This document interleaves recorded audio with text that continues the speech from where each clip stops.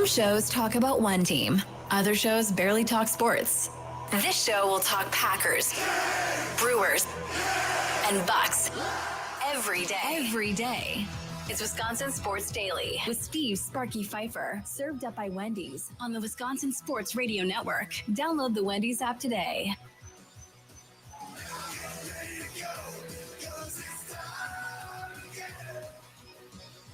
It is time again. Welcome in. Hour number one, kicking off Wisconsin Sports Daily.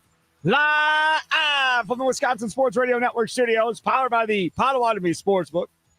Sparky here, Charlie Usen, other side of the glass. Coming up on today's show, Mike Wahle, former Packers offensive lineman, will join us for our Green and Gold update segment coming up this afternoon at 4 o'clock. Looking forward to catching up with Mike Wahle. Obviously, we will also talk some Green Bay Packers throughout. The Bucks did a Damian Lillard tribute video last night.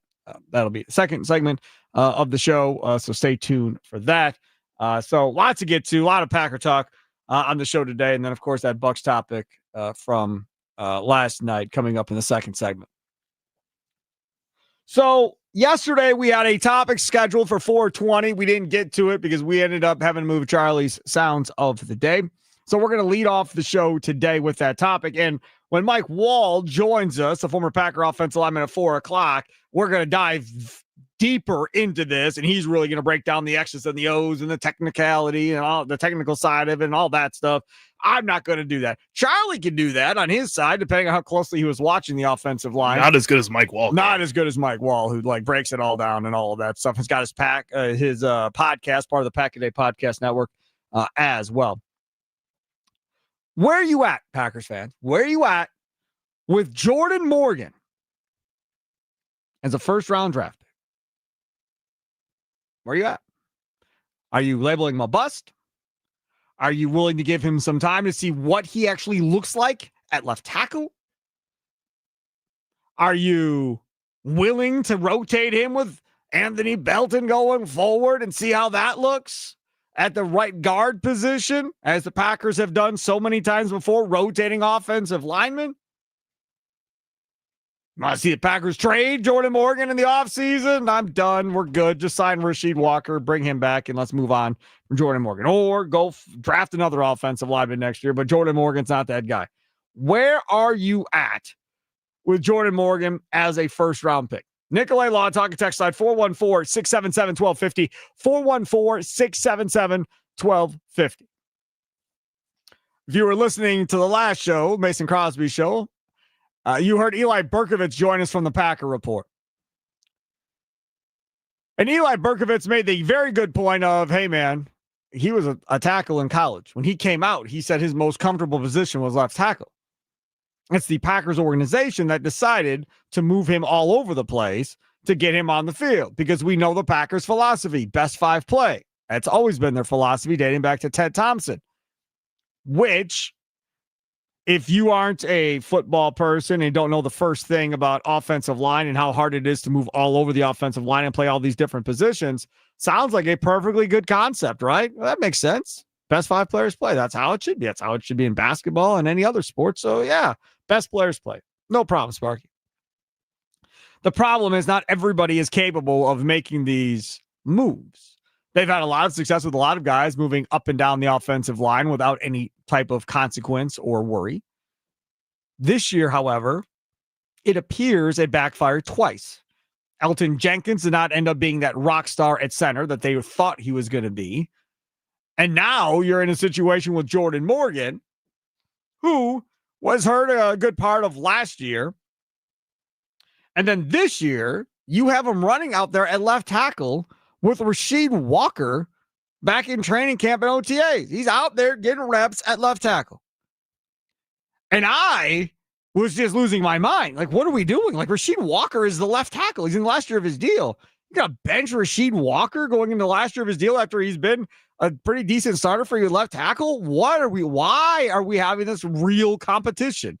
Well, it turns out it really wasn't real. They were going to let Rasheed Walker have it, but I think they wanted a preview of what Jordan Morgan can do at left tackle next year. So they were using training camp in the preseason to see what he looks like out there at left tackle. And I think for the most part, Jordan Morgan held his own at left tackle prior to the season starting. But then when the lights turned on and now it counts, no more left tackle for you. No, sir. Left tackle is going to be only Rasheed Walker. I'm not rotating you with Rasheed Walker. That's our left tackle. So now find a guard spot to play. Left guard, right guard, whatever. But you're not playing left tackle. So start practicing my guard. And we're going to leave him at right guard. We're not going to jack around them. We're going to leave him right there. Sean Ryan, sorry you lost your job. He's our guy. It's been going on all season. Is he getting better? How much better has he really gotten? Is he still having communication issues where he's missing assignments and so forth? Physically, is he mauling or beating anybody routinely? Anything that we can point at to say, hey, man, he's made strides here, Sparky, and that's why I want Mike Wahle at 4 o'clock. Charlie Usen's brilliant. He's the one that booked him. That is why I want to talk to Mike Wahle. He watches every game, watches the All-22, goes through all of this. I want to know how much better had he really gotten, because that cat got yanked in that game for Belton. Again, if I go back to Charlie, who said he should have been playing at guard to begin with. Mm-hmm. Right. So we said on this show, since they drafted him, he's the right guard. Play him at right guard. Oh, nobody listens. Okay, fine. So now guess what? Now they put Belton in at right guard. He's been practicing at tackle apparently all season. Brilliant. So now, okay, we'll try him at guard now. Let's see what happens. And he looked better than Morgan, I think. We'll see what Mike Wahle thinks, but he was good enough. And now you've got a Muller and Belton, a Muller and Ryan, and I don't even know what Aaron Banks is, but he's Aaron Banks. So he's a big body. They're at left guard, right? So you got those three, which should hopefully, pray to God, they can get a ground game going now in the middle of that line and get some push. And by the fourth quarter, these big dudes are leaning on defensive linemen, and now you start gashing these guys. That's how you want this to play out. But the question is, where are you at with Jordan Morgan now, right now, today, knowing he was a first-round pick 2 years ago? Where are you? Nicolay Law talking text line 414-677-1250, 414-677-1250. Socials at WI Sports Radio, streaming live on X and YouTube. Check out on YouTube the shorts, the videos, all that fun stuff as well. Charlie Usen, former tackle. What say you? I wouldn't say I'm out on Jordan Morgan yet. I think I still want to see him at left tackle at some point. I want to see him get those reps in a real live game, not just preseason, not just in practice. I want to see him actually do it against maybe not the best defensive lineman in the league, but a pretty good defensive end, and see if he can hold his own. If he can hold his own against the Montez Sweat of the Bears, that's something that I think I'd be pretty impressed by and be able to give him another shot. If I see one game of him at left tackle and he gets bodied by Montez Sweat the entire game, like we've seen him get bodied at guard, I'm done. Like, there's no reason to keep trying to work him into a rotation, work him into this offensive line. If you feel like this team is ready to take that next step to be the top of the NFC, he's not an offensive lineman that we've seen so far that can help you do that. You're putting in your rookie over this guy who's had a year of sitting on the bench, learning how to play the position, and it's not working out. This can't keep going if you want this offensive line to help the run game like you're talking about. I'm going to tell you another tell. There's going to be another tell coming. I promise you. If they get to free agency and they sign a veteran lineman tackle, even if they call it the swing, even if they say they re-sign Rasheed Walker, even if they say he's, I don't think that'll happen. But even if they say, hey man, he's going to be the swing tackle, he's going to back up Morgan and Tom. If they do that, that tells me they're not sold yet, right? That's the first thing. The second thing, you have no first round picks. If your first pick of this draft in April in the second round is an offensive tackle, that's another sign that they don't trust Jordan Morgan. So if Jordan Morgan is listening and if you're looking for motivation, if they do either one of those things, that means they're not all in. Just like Aaron Rodgers. We talked about this yesterday on Wisconsin Sports Daily. They draft him. He's sitting there doing his thing off the field, not starting. All of a sudden, they draft a quarterback in the second round. They draft Matt Flynn in the seventh round. Brum was horrible. Never even played for the Packers in the second round pick. But draft two quarterbacks. Why? Because they weren't sold on the quarterback, Rodgers. That's why. And then Rodgers eventually worked his way out. Brom was running his mouth about how he was going to compete for the spot, failed miserably. So that is something to watch, I think, from a fan perspective, as far as how they address left tackle, providing Rasheed Walker leaves like I think he will. And I think that's something that Jordan Morgan is really going to have to take to heart. I don't think this is something where it's one or the other. If he wants to stay on this team and keep his job, if they go out and draft an offensive tackle, if they sign an offensive tackle, you might as well just trade him for a third-round pick and get some kind of draft capital because you are missing your next 2 first-round picks. Get something for him at that point because you can go and sign players of his caliber for a lot cheaper than what you're going to have to pay him eventually. I would assume he is given the starting left tackle job. You no would hope questions asked. And then they see what happens once they get into the regular season. But how short is the leash on that? Depends on what you have behind them. If they don't go sign a veteran offensive lineman and they go, hey, man, if this goes wrong, Belton's going to go to left tackle. Okay. If this goes wrong, Tom's going from right tackle to left tackle. Belton's going to right tackle. If that's what they're doing, then the leash is going to be all year unless he gets hurt. Kind of feels like Keyshawn Nixon and Carrington Valentine at cornerback right now, where you're just trusting those guys to stay healthy and stay on the field and hope it works out. Yep, absolutely right. Nicolay Law Talk and text line. Where are you at with Jordan Morgan as a first-round pick? Nicolay Law Talk and text line 414-677-1250. On socials, WI Sports Radio. How are we doing, Matt in Madison? Doing great, Sparky. I want to say a couple of things. Number one, let's go back to when Jordan Morgan was drafted. When Jordan Morgan was drafted, he was a center when he played in Georgia. Was that correct? No. Jordan Morgan was a left tackle at Arizona. Oh, he was a left tackle? Okay, my bad. But still, he was a left tackle when he played in Georgia. Why do they keep on if he was a left tackle, then he's a tackle. Why in the first place are they playing him in guard the entire time? Matt, Number two. Hold on. Let me address one. Now I'll let you get two. Yeah. So this goes back to Ted Thompson. You can go back and you can talk to anybody you want. That is an offensive lineman that was drafted by Ted Thompson. They are drafted and pretty much told versatility is everything. They are not going to draft a guy that only plays right tackle. It's not happening. You can just throw that player off the board. They're not taking them. If they only play tackle, it's not happening. They passed on so many right tackles over the years when they needed one because the guy was only capable of playing right tackle. When you get your draft guys going up to the draft in April, if you don't see position versatility as the offensive lineman, Packers aren't taking them. That's been their motto forever. Okay. Also, if they would draft another offensive lineman, another offensive tackle, and they said he was a swing tackle. Yep. I don't think that that's necessarily a bash of Jordan Morgan, because if you think about it, what happened this year? Zach Tom goes down, and our offensive line is screwed. So if they draft another tackle, and it's because Zach Tom just got injured this year, twice I think even, and Jordan Morgan, it'll be his first time in left tackle. So I don't know that it's necessarily a bash. Just the amount of offensive linemen that got hurt this year already on our team means that there's no such thing as a shortage of offensive linemen. That's a fair point. I don't necessarily disagree with what your assessment of the offensive line is. Thanks for the call. This is my thing though. If I told you your first pick in the draft, you don't have a first round pick, your first pick in the draft, you could have any position you want. What position you want? Cornerback. You're damn right. All day long. And if you go tackle, then you are telling on yourself.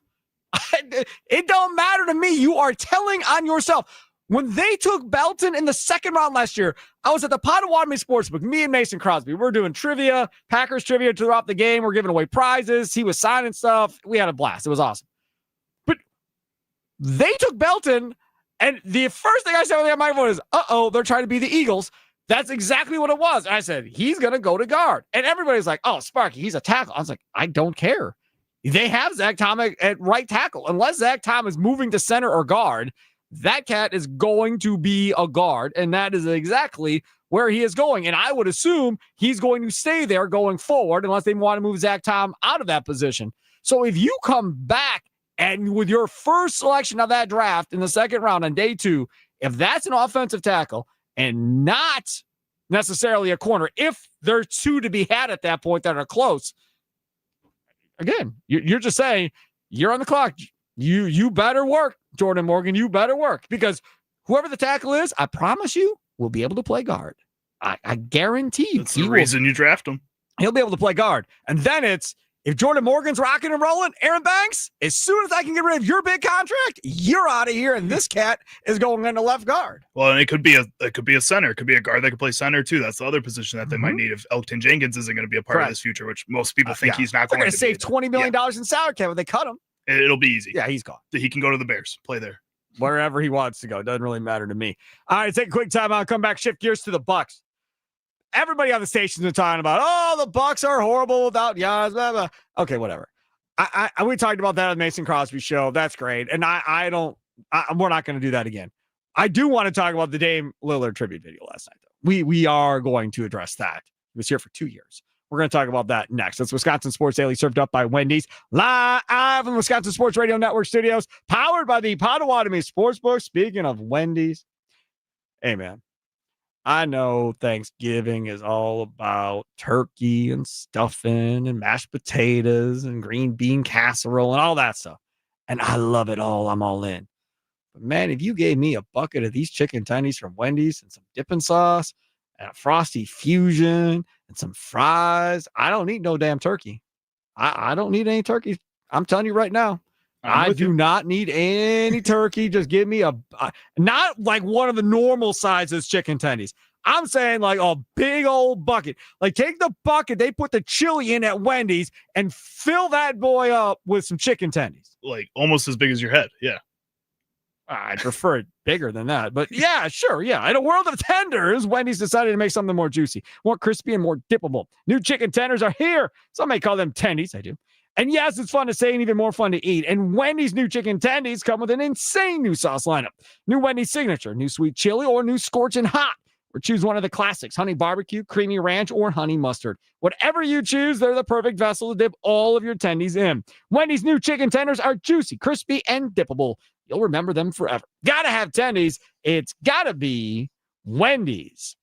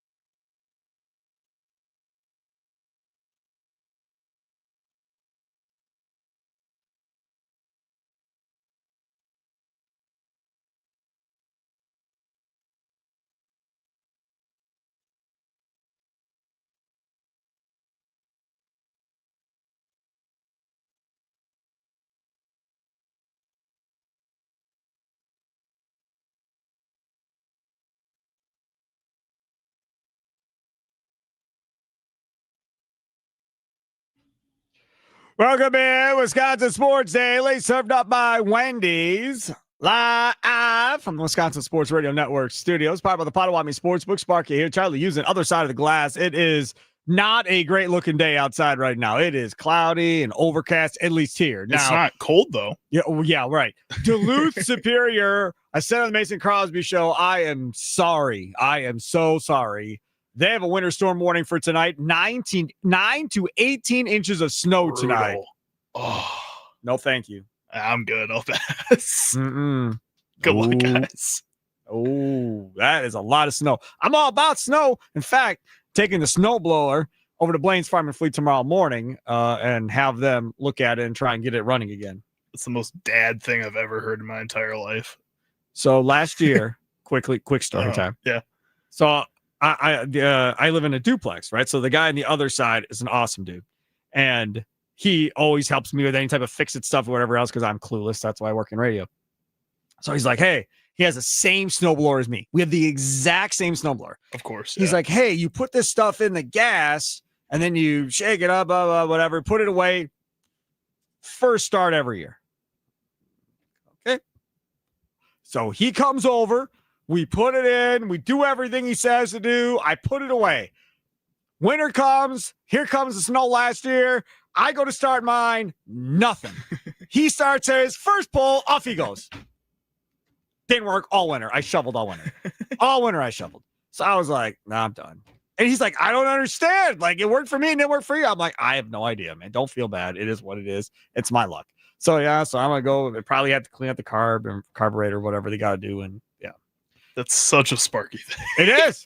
Of course, it works for everybody else but Sparky. Yes, that's exactly right. Yes. Just so we can have a story for radio too. Well, that's it. Like, I think God wants you to have the radio stories. Yeah, I guess. I don't know. I'm done with stuff not working consistently in my life.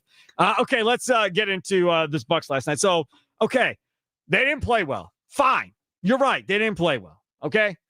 They suck without Giannis. Yes, they suck without Giannis. Congratulations. I agree with you. They are horrible without Giannis. Okay, let's move on. I want to talk about the Damian Lillard tribute video. If you missed it, here you go.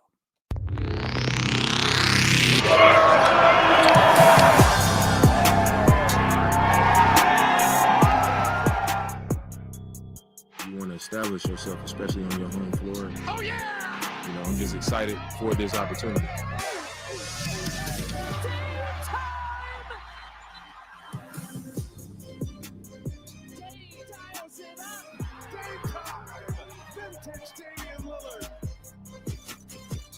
Dame Lillard in his crock pot, he's cooking. Game time. 3 seconds, Dame pulls for the win. All right. So there is a part of the Damian Lillard tribute video that they did. Now, I will give you a lot of credit as an organization to be running tribute videos for a dude that was here for 2 years and had no success whatsoever in the postseason. Like, none. But there's got to start at some point to be some standards.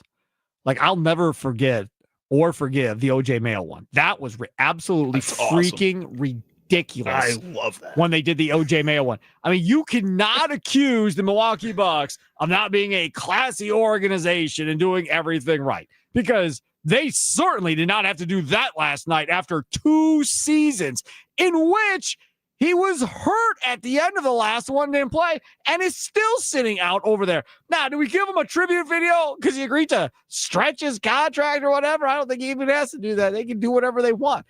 I don't. There's a question. Did the Dame Lillard video deserve a tribute from the Milwaukee Bucks? Did he deserve a tribute video? Nicolay Law Talk and text line 414-677-1250. 414-677-1250. Last night I get a text message, and it's a tweet. It might have been from the Bucks. My friend sent it to me. She's like, it's so sad these two didn't work out. And I click on the link, and it's Giannis and Lillard yucking it up on the sidelines, talking or whatever. Yeah, I agree. It didn't work out. Do I regret them making the trade? No. I think the move that John Horst made was still a great move. Nobody saw it coming. It all made sense because Middleton wasn't Middleton anymore. You needed a better scorer because Giannis can never stay healthy in the playoffs. So you needed somebody to get you through a series or whatever for when Giannis were to go down. So it made a lot of sense. I know you were giving up defense, but it still made sense to me to go do that. Then he gets here. And what? I miss my family. And then he's going through stuff with his wife, then to be ex-wife, and all of that stuff is going on. And he's taking personal days here and personal days there and flying back to Portland. And he's not taking his kids to school anymore. He's not picking up his kids from school, and he's missing his kids. All of that going on. And then you have Giannis gets hurt. And then the next year it's Dame and Giannis both get hurt. Both of them got hurt in the playoffs that year. Middleton was out there by himself against the Pacers. They both got hurt in the postseason. And then follow back, Lillard then gets hurt again. And Giannis finally stays healthy, and it didn't matter at that point. Very disappointing. Very frustrating. But no chance. There is no chance I'm giving that dude a tribute video for 2 years. There's no way. Like, there has to be a standard of some sort. Like, if we're going to cut a tribute video, you have to be here at least, 5 years and have some amount of postseason success or some amount of all-star game appearances or all pros. He's got nothing of significance happened when he was here. Nothing at all. Like the first year, well, he missed home. That's why he's not playing well. Okay. Then he gets hurt in the playoffs. Then we come back the second year and never jived. And then he gets hurt around the All-Star break, had a blood thing going on, and then gets hurt and comes back from that probably too early is my guess, but I don't know. And then he's out for the playoffs. You didn't have Damian Lillard for 2 years. He wasn't healthy for 2 playoffs. No. What are you going to do? But I'm not giving him a playoff tribute video. I'm not giving him a tribute video for that. Yeah, it was probably realistically like 1 1/4 of a season that he was truly on the court. But at the same time, in that 1 1/4 season, I think he had more highlight moments that he was actually on the court than some people that were here for 5 years. Good for him. I don't care. He was here for 2 years. Nothing was accomplished. Nothing. But nothing was his no, hold on. fault. I don't care if it's his fault or not. That doesn't mean I'm going to give him a tribute video because, well, he got hurt. Nothing you can do about it. Well, fine. But think about this. Every time we get somebody rolling through here that's here 2 years, I'm going to give him a tribute video when he comes back? No, but he was still an all-star. He was still a guy that was making memorable moments, at least for himself, that people remember from his time in Milwaukee. I'll give you another one. I'm not a Pat Connaughton guy by any stretch of the imagination. Fine, but that makes sense. He was here for a long time. He contributed a lot in the community and still does. That one I understand. That one I get down with. I approve of this message. Brook Lopez deserves one. They won a championship together. Drew Holiday, by the way, sitting over there watching that, deserves one because he won a championship with them, right? And got one. But I mean, that's the thing. If you do something or you're here for a while and a part of something big, I'm in. You were on the championship team. You were a vital role in that. Let's go. I'm all in. Damian Lillard, 2 years. And when you look back at the 2 years, it's a big F. Failure. That's what the 2 years were with Damian Lillard, a complete failure. Trell, north side of Milwaukee. You're up next. Wisconsin Sports Daily, served up by Wendy's. Trell, did Dame deserve a tribute video from the Bucks? I mean, if it was me, I wouldn't have. But there you go. I mean, I know why they did it. I understand it. So I guess I'm indifferent about it. I'm not mad or I'm not happy either way. The thing that I put on Dame is that, to me, he was very immature about the situation. To me, to hear constantly like he misses his kids wherever they at, man, you got millions and millions of dollars, dude. Like, you getting paid to play basketball. Like, you got traded. It happens in basketball. Like, to keep hearing that as a fan, I'm like, this dude doesn't even want to be here. And that just kept reiterating itself to me as a fan. So that's the thing that's like, whatever. I don't care about him getting the what's the name or whatever, but I understand why they do it. But I'll tell you this thing right here, Sparky. Get ready, because the Bucks are we're gonna be seeing.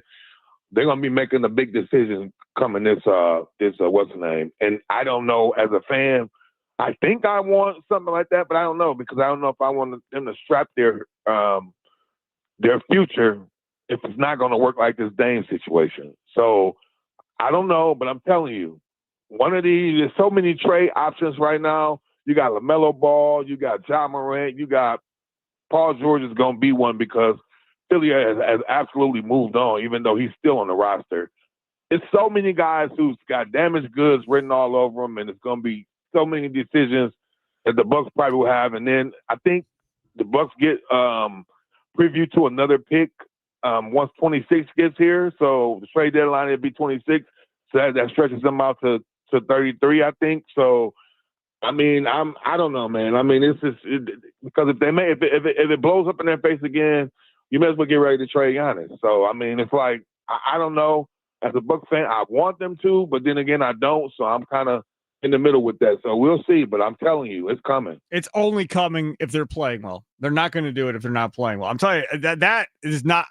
In my mind, that's why I'm not freaking out about them not winning games without him, because it doesn't matter. If he's out in the playoffs, they're losing. If he's out for any 2-3 months, season's over, right? So it doesn't matter. This is all about playing with Giannis at this point, and that is what this focus has to be. So when he comes back, when you get Kevin Porter Jr. back, and if you start playing well, and they should, come December, come January, heading into the deadline, and you're looking like a 5 seed or a 4 seed or something like that all of a sudden, and now you're like, okay, one more move puts us in position to maybe compete to win this thing in the East, then I think all bets are off and John Horst goes all in and figures something out. But if at the trade deadline they're the 10 seed, then no, I don't think he does anything. Thanks for the call. I could be wrong, but I don't think so. Got one here from our sales guy. Shannon. All right, let's hear it. 2, actually. Okay. I don't mind the tribute video. I think the high hopes, the health, mid-divorce, trading him and still paying him, etc. I think all those things went into why a 2-year player like Dame got a video. It's not a normal situation. Let me see if I can help you out here. High hopes, which came crashing down because he couldn't stay healthy. I'm not giving him a tribute video because he got divorced. So that's definitely not happening. Paying him. Dude, he's getting his money. It's not like Dave Lillard said, hey, man, rip up my contract. I'm good. You don't got to pay me. I'm out of here. Don't worry about all the money you owe me. He's still getting every cent that he's owed. Let's not make the man a martyr because they stretched him out and he's getting the money over all these years. He's getting paid a hell of a lot of money right now to sit on Portland's bench. Oh, and Portland's paying him to sit on their bench for the entire season while hurt. I'm giving him a tribute video for that. Now, the second text message he sent me, I do owe an apology. Okay. I said they did nothing when he was here. They did nothing. And you missed NBA Cup. Oh, my gosh. I did forget. He does deserve a tribute video for that, Sparky. And Shannon, you're a genius. And he said, shame on you. Dave is an NBA Cup champion. You're a genius, Shannon. Oh, yes. There you go, Sparky. He got it. Tribute video. NBA Cup. And when they win it again this year, we're putting the banners in the studio. Jack Peacock Pembroke already told me he's going to help me get the banners, so we'll figure it out. You'll both be looking for jobs. There's an NBA Cup of anything in this studio going forward. So, yeah, you're right. He won the NBA Cup, so that's probably why they did it, because they're the only organization in basketball that gives a damn about the NBA Cup is the Bucks and Giannis. Just wait. We're just ahead of the curve here, Sparky. You're literally the only ones that care about this thing. But that's fine. I mean, that's good. I'm happy they are. I'm glad that people got paid last year that were a part of it and so forth. No idea. Got one here on the 414 talking about asking Lillard about his favorite moments or whatever. Check this out. What did you appreciate the most about your time in Milwaukee? I think the reception right off the plane. You know, how I was embraced when I got here. The organization was great while I was here. Supporting me in all of my personal things that I had to kind of wrap up at home. But also just having that experience of playing with Giannis, you know, playing with a great player. And someone who spent their whole career just like taking the challenge every night, taking pride in showing up every night, being able to play beside a guy like that I see the same thing in him. That same pride and that same competitiveness and care every night. I mean, that meant a lot to me, and it was a great experience. Okay, so you like coming here because you got to play with Giannis. Fine. We both know they like to play with each other.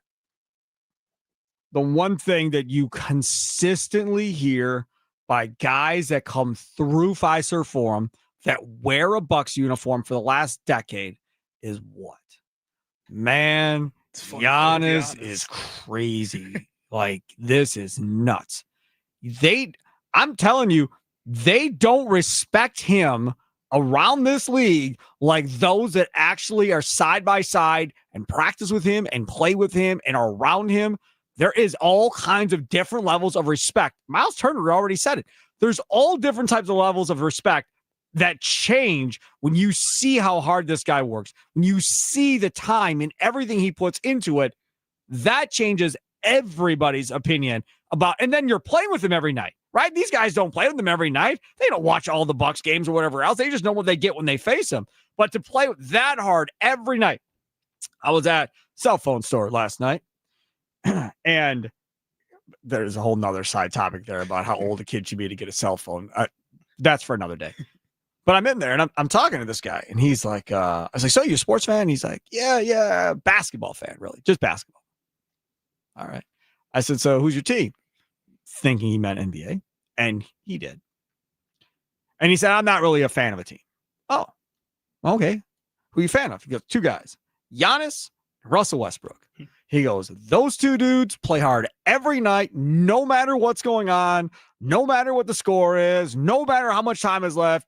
They ball every night. I was like, oh, you're probably pretty excited then. They almost had Russell Westbrook. That was the big rumor. He's like, man, he goes, you know how much that could have helped some of these younger guys to see how Westbrook plays night in and night out and so forth. And that, I guess that's probably correct to a certain degree. I don't know how Westbrook is off the court and so forth, but that, again, is just a fan, not of a team, and gives you two guys in the entire league that he looks at and goes, those two cats play hard every night, and they attack the rim, and they go. There aren't many like them in the league right now. No, and you can see the impact, like you said, it has on other players just around Giannis. Yes. I mean, Chris Middleton was given up on by the Detroit Pistons after being a second-round pick, and they weren't ready to give him a shot. He comes with Giannis and works and grows with Giannis. Brook Lopez was given up, and people thought he was probably out of the league, pretty close to being done with his NBA thought he was career. going to shoot threes like that, I'll tell you And that. then he comes to Milwaukee, and you can see the way his work ethic changes and his attitude changes and just his intensity on the court. That's all from playing with a guy like Giannis. It really does impact a lot of these players. And for Dame to go out there and acknowledge that is awesome. Again, it's really cool to hear guys say that, and he's playing in our city. So when he goes into the Hall of Fame, now introducing NBA Cup champion Damian Lillard. Awesome. That's what they're going to have to do. It's going to be his title. Because it's not going to be NBA champion Damian Lillard. It's going to have to be NBA Cup champion Damian Lillard. My next question is, do the autographs go up in what he can charge after his career because he is an NBA Cup champion, right? So, like, if you make the Pro Football Hall of Fame, your signature goes up in value. Right. What you charge to sign autographs goes up, the price that you're going to charge, so forth. NBA champion, I think price goes up for that too. Value of the autograph goes up too. Will the NBA Cup merit that later? Yeah, probably at least a combo of the Hall of Fame plus NBA championships, you know, Well, the Hall of Fame plus another like is. 500 on top of that, I think. I can't wait. 10, 15 years from now, how much he brings up NBA Cup champion in interviews when he talks about his career. Then there was that year in Milwaukee when he won the NBA Cup. It was one of the best moments of my life. He didn't even mention it in the highlights when he was in Milwaukee. He didn't even bring it up, mind you. I'm going to find a way to interview him in 15 years and make sure I ask a question about the 2024 NBA Cup. Yeah, that'd be great. Probably be coaching the Trailblazers at that point because I don't think he's leaving Portland anytime soon. Coming up next, our botched moment of the game. What is going on in the NFL, man? Crazy. What is going on? People spinning on each other. Now we got another goofy moment that happened in the NFL in another game. So we'll get to that coming up next. Don't forget Potawatomi Sportsbook, man. Every home game for the Bucks, take that shuttle. Right there from the Potawatomi Casino Hotel. You can park in their free parking garage. Keep you covered from the elements, the whole deal. Because I think about it. If you don't park in the garage downtown to go see the Bucks play, you're walking more than likely. Or your car's in an outside lot and getting snowed on or whatever else. In this scenario, if you take the shuttle from Potawatomi, it's covered. no snow. You get dropped off. You go inside, maybe get a couple of beverages or play some slots or make a bet at the sports book. Nice and warm. You walk out to your car. Don't have to worry about clearing off the snow on your car because it's covered in your car, and you drive home. Another perk of going to Potawatomi. You take their game day shuttle. They leave 1.5 hours before tip time. Was an hour and 15 minutes. Hour and 15 minutes before tip time. They come back starting in the third quarter. As like I said, you better not know me and be on no damn shuttle at the start of the third quarter of a Bucks game. But anyways, so that's how that works. Now, in order to get on that shuttle, same day game bet, or you can also make a purchase at the Potawatomi Sportsbook Kitchen. Amazing stuff there. Homemade pastries and desserts, 48 beers on tap, dozen different specialty cocktails, all kinds of great food, including an all-day brunch at the Potawatomi Sportsbook Kitchen. So good stuff. Make sure to take their shuttle. For more information, go to potawatomi.com. It's Wisconsin Sports Daily, served up by Wendy's, live from Wisconsin Sports Radio Network Studios, powered by the Potawatomi Sportsbook.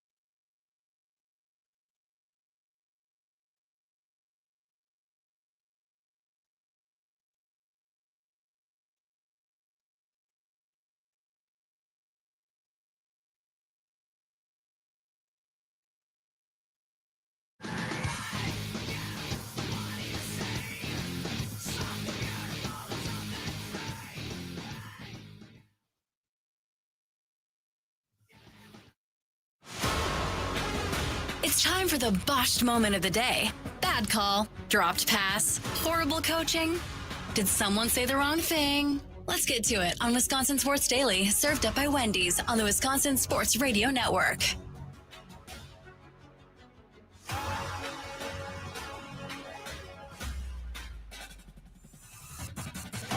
All right, time for the botch moment of the day.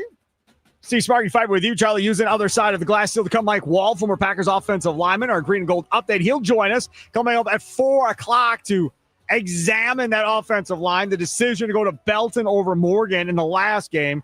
And he'll give us an idea of how good, how bad has Jordan Morgan really looked to this point. And then what did Belton look like?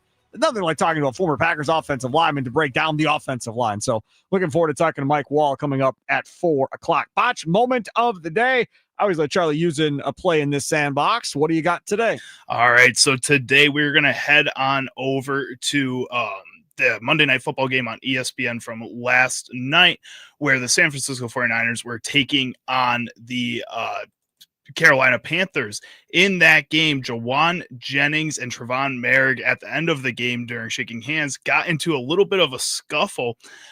In that play, they shared the clip of why they got into a scuffle, and it was Trevon Merrick doing something that most football players know you really should not be doing. And there's your final 20-9. And Juwan Jennings is getting into it with somebody at the end of everybody kind of shaking hands. Both offensive tackles are in there, and that is Trevon Merrick, who gets that shot to the face from Juwan Jennings before these two teams leave the field. Yeah, obviously there's something that happened during the ball game or throughout the course of the game that Juwan Jennings has taken exception with Trevon Merrick. That's Juwan Jennings kind of doubled over, may have gotten a punch down low, we're told. Took exception to it, and then at the end, he and Merrick got into it. That is not something that you should be doing, but it is something that happens in the National Football League. Especially happens when you're down in piles and so forth. The guys are grabbing stuff and doing whatever they have to do to get the football. So that obviously is part of it. They were not in a pile. I know that. Jawan Jennings was standing very clear of the pile, and Trevon Merrick comes and uppercuts him straight in his manhood. Like, it was that bad. Yep. And just now reported by Adam Schefter about 20 minutes ago, Trevon Merrick has been suspended 1 game by the NFL. Jawan Jennings did not receive any punishment. And he's the one that threw the punch? Yes, in the scuffle at the end. Yep. Which looks like that if I looked at that and said, yeah, we're with you, Jawan. That's a little unfair. I mean, that's like the Jamar Chase thing. I didn't spin nobody. You can go back. I didn't spin nobody. And then he comes out with a formal apology of should not be spitting on people after he got into it with Jalen Ramsey. Trevon Merrick couldn't even avoid the cameras on this one. They had the clearest shot of it. Like, they zoomed in on it happening too. National TV too, as far as you're the only game on right now. Right. Not There's no way game. you're avoiding this. And Jamar Chase at least had the defense of the game film didn't show that until 18 other camera angles showed that, yeah, you spit directly in his face. This is something you can't hide from. Trevon Merrick goes into the post game after this and says, you know what? He was saying something crazy. He pushed me in the back earlier in the game. I don't think that warrants that, man. I know everybody trash talks. Everybody's out here reacts differently. I guess, but at some point you got to know that you're a millionaire and you can't be reacting like a child. Sports Talk on the Wisconsin Sports Radio Network, presented by Paramount Plus. You can't count on much these days, but you can always count on Sundays with the NFL on CBS and Paramount Plus. Watch your local NFL game every Sunday on CBS and Paramount Plus all season long. Visit ParamountPlus.com/NFL to get started today. As I've stated before, and I'll say it again, if you mess with somebody that's kind of crazy, that's got that look in their eye, like they're going to do something to you, if you do something to them, don't do something to those people, man. Just know who you're messing with. Just know who you're messing with. There's crazy people, especially dudes who get hit in the head for a job. Yeah. Right. Coming up next, how much more confident does the return from injury group make you in the Packers coming up on Thanksgiving against the Detroit Lions? We'll discuss coming up straight ahead. It's Wisconsin Sports Daily, served up by Wendy's, live from Wisconsin Sports Radio Network studios, powered by the Potawatomi Sportsbook. See Sparky Pfeiffer here. Charlie using over there, just a couple days away from Thanksgiving.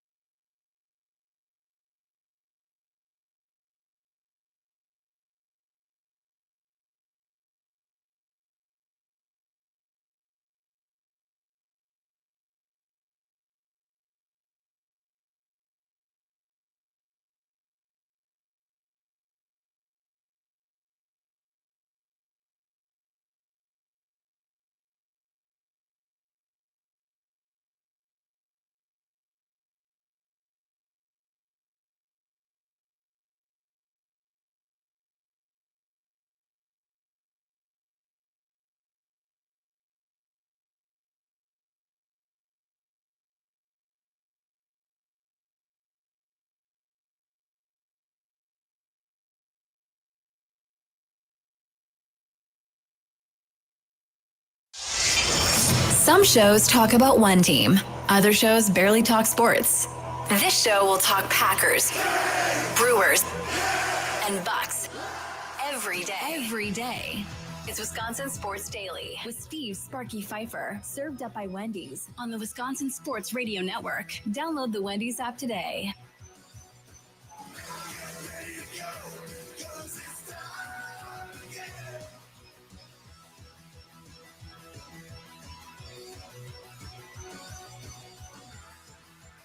Live from the Wisconsin Sports Radio Network studios, powered by the Potawatomi Sportsbook. Steve Sparky Pfeiffer with you. Charlie Usen over there. Look at your fine self. Charlie Usen. My goodness. What can I say? People get to see you at the bar. You running the bar tomorrow night? Is that the deal? Yes, sir. We are drinks giving over at Ray's Green. Isn't that the busiest night of the year for the bar scene? It Even is. more so than New Year's Eve? It is. We got a beer release tomorrow night, too, so that's going to be chaotic. The Sparky flavor? It is not a Sparky flavor, no. What does one have to do to have the Sparky flavor like- beer? Or how about the Wisconsin Sports Daily beer? Ooh, like a blue raspberry sour. You ever had a sour beer, Sparky? I don't drink beer. Oh. Well, you got to try sour. I'm all about having the Wisconsin Sports Daily blue- beer, and you can be the official tester of what it's going to right. taste like. Blue raspberry sour beer. I think that would be a good one. Blue raspberry sour. It sounds like a candy. Yeah, it would be like a kind of Sour candy Patch flavor. Kid. Yeah, that's kind of like a sour beer. It's kind of like that kind of tastes like candy. We Really? got a mango passion fruit one on tap right now. That's really good. Mango pat. I want my mango anything. Mango soda, mango popsicle, you mango. don't. No Probably mango. For boring. me. Only like strawberry and watermelon, like the boring fruits. Grape. Yeah, Yeah. you're boring. I'm a big grape guy. Like Like grape grape flavoring? soda. Yes. All That's grape the flavoring. worst, like fruit flavored soda thing or anything. Grape flavored water, grape flavored soda, grape flavored popsicles, all that. We have a dish back in my apartment full of Jolly Ranchers. That is only the grape ones left now. Because Well, we bring ate all the them other in. ones. All right. I'm here, man. Don't be throwing out grape Jolly we don't throw them Ranchers. out. They just sit there. Oh, that's good. They collect dust because Yeah, everybody refuses to eat them. Exactly. Yeah. It's not nice at all. How much more confident does the return from injury group make you in the Green Bay Packers? That is Jaden Reed is coming back. We think. We'll see as we get closer here. Couple days away. We'll see what the injury report Our looks guy like. Wes Highquit said within the next 3 weeks on his mailbag that he does. Right. So we'll see what the injury report looks like today on Jaden Reed. So he may not come back today. If not today, next week against the Bears, probably. But you have Jaden Reed, Josh Jacobs. He may be coming back here as well, either this week on Thursday or possibly against the Bears.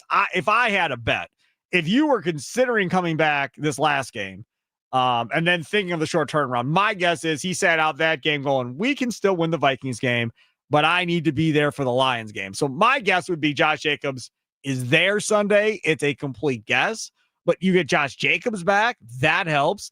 Now, the Keyshawn Nixon thing and all of this, you may lose Keyshawn Nixon as part of this. So that may kind of counterbalance everything else. But how much more confident does the return from injury group make you in the Green Bay Packers right now? Nicolay Law talking text line 414-677-1250, 414-677-1250 on the socials at WI Sports Radio. The other thing was Lucas Van Ness on the injury report yesterday, and the dude just came back. He just came back, and he's back on the injury report again and was listed as a DNP yesterday, even though they didn't have an official practice with that foot injury. So we'll have to wait and see if Van Ness is going to be able to play this week or not. But again, it doesn't really matter, in my opinion, whether he plays or not. Charlie, how much more confident does this return from injury group, the Jaden Reed, the Josh Jacobs, make you feel going in? I feel weird saying this, but not that much more confident. After watching last week what Matt LaFleur was able to do with a cast of characters that maybe aren't as talented as his normal squad out there, when he was able to control what was happening on the field more, seemed like they were more of a fine-tuned machine.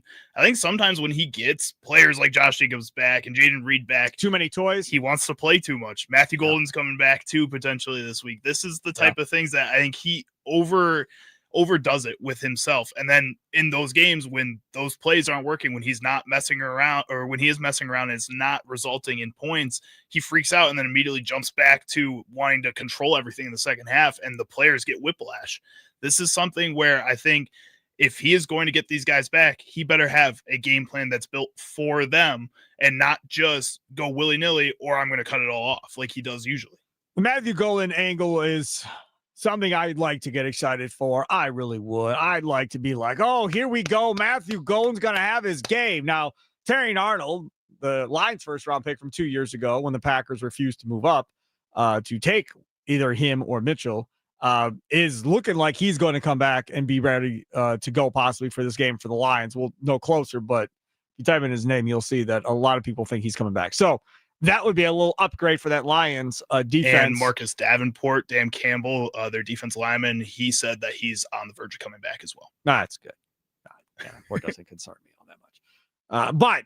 But so you're getting a couple guys back. From the Packers' perspective, going into this game, how do you want to attack the Detroit Lions? Are you fearful of the Detroit Lions offense that you are going to want to play ground control offense, limit them to possessions of how many times they get the ball, similar to kind of what you did against the Minnesota Vikings, which is run it a ton, not throw it a ton, and keep the ball on your offense and let your defense rest as long as possible by putting together some time-consuming drives, even if it results in 3 points here or 3 points there or eventual touchdown. Is that how you go about it? Or do you come out being super ultra aggressive, seeing what the Giants did to the Lions last week, putting up a ton of yards, and go, to hell with this? We're just going at them, and we're going to just try and throw up a ton of points, and we don't think they can keep up with us if we come out super aggressive. Again, I said this last week going into Minnesota. I'm not getting off of my soapbox. I want them, one of these games, this would be a good one, come out, spread, and run 2-minute offense to start the game and see what they do to that, because they will not have any idea of what to do to that. Or you run your scripted plays for the first drive if you're successful, and then that second drive you come out, spread them out, completely different look, 2-minute hurry up in that second drive, and now they're completely confused and their heads are spinning after 2 drives. And hopefully by that point you're up 14-0 and feeling really good about where you're going. I think part of the reason, though, that the Giants went with that offensive approach was more so their defense could not stop anything the Lions were doing on the other side. Jahmyr Gibbs was running free the guy the entire game. He was the guy. You can't stop that. And if you can't stop that, then you have to go out there and try to be aggressive and match it on offense as well. So that's running a lot of trick plays like they did, because their offense isn't that spectacular either at this point. Green Bay Packers are a lot more talented. And right now, the biggest question mark for the Detroit Lions isn't even their defense. It's the fact that their offensive line, A, isn't playing well, and B, is everybody's hurt. Everybody ended up on the injury report last week. Everybody in their starting offensive line. You don't need to do that. You can go out there and hopefully have the same kind of defensive impact that you had last week against a Minnesota Vikings team that also had a really just beat down offensive line. Now you're playing against Jared Goff, who's a little bit better than J.J. McCarthy, but he has his moments like you talk about all the time. You always expect him to fall apart against the Packers or this point in the season. He's going to give you 2-3 balls. If you hold on to it, you're going to be turnovers. You have to do what you did last week and take advantage. Yes. You have to make sure that when given those opportunities, you take advantage of those opportunities, and you don't have a Giants week, a Panthers week, where they give you those opportunities and you just you fluster them away. Exactly right. And that is going to be a big key to this game kind of going into it. But again, how much better do you feel about the Golden, the Reed, and the Jacobs, and these guys coming back to this offense? Those are 3 super talented dudes that we're talking about. Nicolay Law talking text line 414-677-1250, 414-677-1250 on the socials at WI Sports Radio, streaming live on X and YouTube. As always, Sparky here with you, Charlie Hughes, Wisconsin Sports Daily, served up by Wendy's.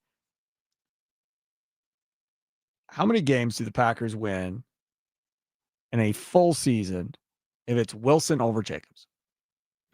Probably, honestly, it's kind of weird to say the same amount.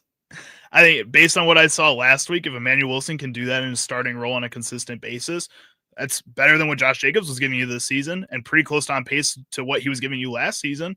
I mean, I think you can run the same kind of offense, but that's the beauty of Matt LaFleur is I think he plans that ahead.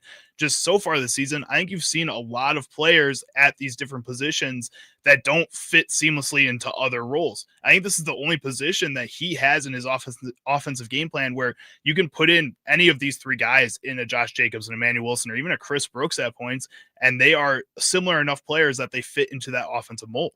Josh Jacobs' cap hit this year is $11 million. The dead cap number of 15.9. Okay. Next year, 2026, he turns 28. So it's still not to the magical number 30. He has a $14.6 million cap hit. He's a dead cap of 6.2. You can save 8.4 million or so if you move on. In 27, he has a cap number of 16.6, a dead cap of 3. There's no way he's here in 27. There's no chance. I don't even know if he makes it to 26, if I'm being honest. Maybe he's in 26, but there's no chance he's playing at age 29 in 2027. No, but $6 million is not that bad. I would survive with that. It's an $8 million saving to eat that, but the next year it's 16 to 3.1. That's 13 million. There's no way he's playing in 27. No shot. And if I'm the Green Bay Packers, you can find, again, almost anybody if Matt LaFleur is in that role that fits that same kind of mold. Doesn't even have to be Emmanuel Wilson. Draft a couple guys again. Maybe Marshawn Lloyd will be ready to play by that point. Not on this show. I'm going to say at least once a week. Wisconsin Sports Weekend, you can say as much as you want.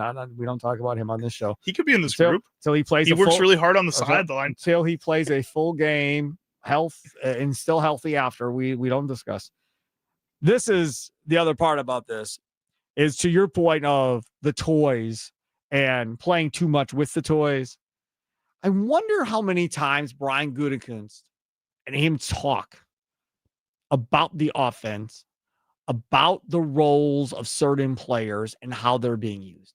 Because wouldn't you think the general manager is pretty frustrated right now by his first round pick basically not being utilized hardly at all within this offense for a majority of the season? I mean, if you're Brian Gutekunst, man, we hadn't taken a first-round wide receiver since Javon Walker. Man goes, who? Right. That's my point. Come on, man. We don't have Tucker Kraft. This kid's uber talented. He doesn't have drops issues like Dobbs and Wicks and Reed.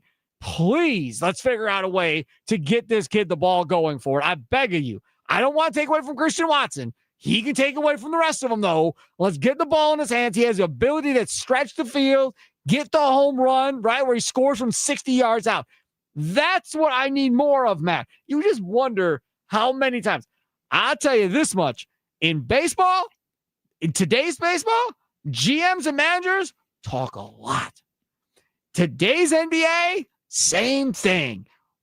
GMs and coaches talk a lot. See Jason Kidd being mad at the nerds telling him how to run his team for the advanced stats guys of why he was all mad at the world. That happens more than you know. I don't know how much it's happening in Green Bay. If I was Brian Gutekunst, I'd be hot. I would assume they're talking. I don't know if he would be hot. I mean, your first round pick last year didn't get used either at all. I mean, he was hurt. Yeah, but even when he was healthy, it didn't really seem like they had plans to stick him into that offensive line at all, especially once the offensive line was pretty consistent throughout the majority of that season last year. Matthew Golden, at this point, I think you're looking at the wide receiver room. You've seen him in games where he is playing, and he hasn't looked all that phenomenal yet. There's no reason to try to force him the ball. And when he's already been injured once now with this concussion scare, you're sitting here and wondering, you know what? There are options on this team that have been more sure-handed, guys like Christian Watson that are coming back from this injury. Let's keep slow playing a Matthew Golden into this situation to make sure he is ready to go in the next few years. And honestly, Brian Gutekunst may have felt a little pressured into drafting Matthew Golden anyway. So maybe he's not all that excited about getting a Matthew Golden into this offense as much as you would think. Wait a second. Pressured by who? Murphy, by the Packers, by the fan base. Again, there was other wide receivers that are showing out that they're much more better right now. Draft day. What were we talking about on this show on draft day? We were out there all day at Buffalo Wild Wings in Green Bay, and I was trying to convince Ryan Wood, hey man, they go wide receiver. If there's one there, Murphy gets to come out and announce a wide receiver in his last one. Like, you don't do that just to make Mark Murphy happy and get him a pop at the end, Sparky. You got to take, what's best for this team. And they got receivers and blah, blah, blah. Man. That's exactly what they did. There it is, right? And I was happy they did it. I was happy for Murphy getting to have that moment. That was unbelievable. The multiple pops that they got the way he introduced it. It was great. That kid is really good. Matthew Golden is really good. They just need to figure out how to get the ball in his hands more going forward. All right, take a quick time out. Come back on the other side. We'll stay on this Packers bandwagon. Packers are already 2-0 against the NFC North teams. Better than their 1-5 record last season. Are you already happier than last year, no matter how this season ends right now? Are you already feeling better about this year than you were last year at the same point? This is a Charlie Using question. I think it's a trick question. I'll explain to you why I think this is a trick question. I would never do that. No, I think it's a trick question. I do. I absolutely do. It's that time of year, the sing-songy, family gathering, baked goodsy season. And Wendy's went and made the Frosty of your holiday dreams. It's a Snickerdoodle cookie Frosty fusion made with swirls of sweet, gooey Snickerdoodle sauce and chunks of cinnamony Snickerdoodle cookies. It's full-on cookie nostalgia. Preheat those mouth ovens because the Snickerdoodle cookie Frosty fusion is here. And it's seriously delicious. The iconic Frosty mixed with sweet Snickerdoodle cookies. It's gotta be Wendy's. Wisconsin Sports Daily, served up by Wendy's. Live from Wisconsin Sports Radio Network Studios, powered by the Potawatomi Sportsbook.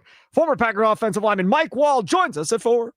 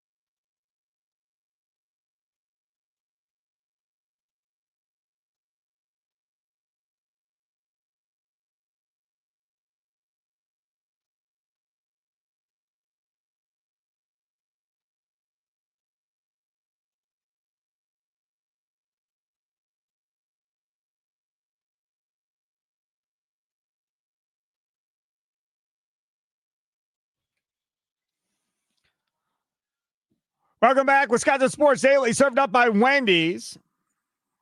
Sparky here. Charlie Hughes on the other side of the glass.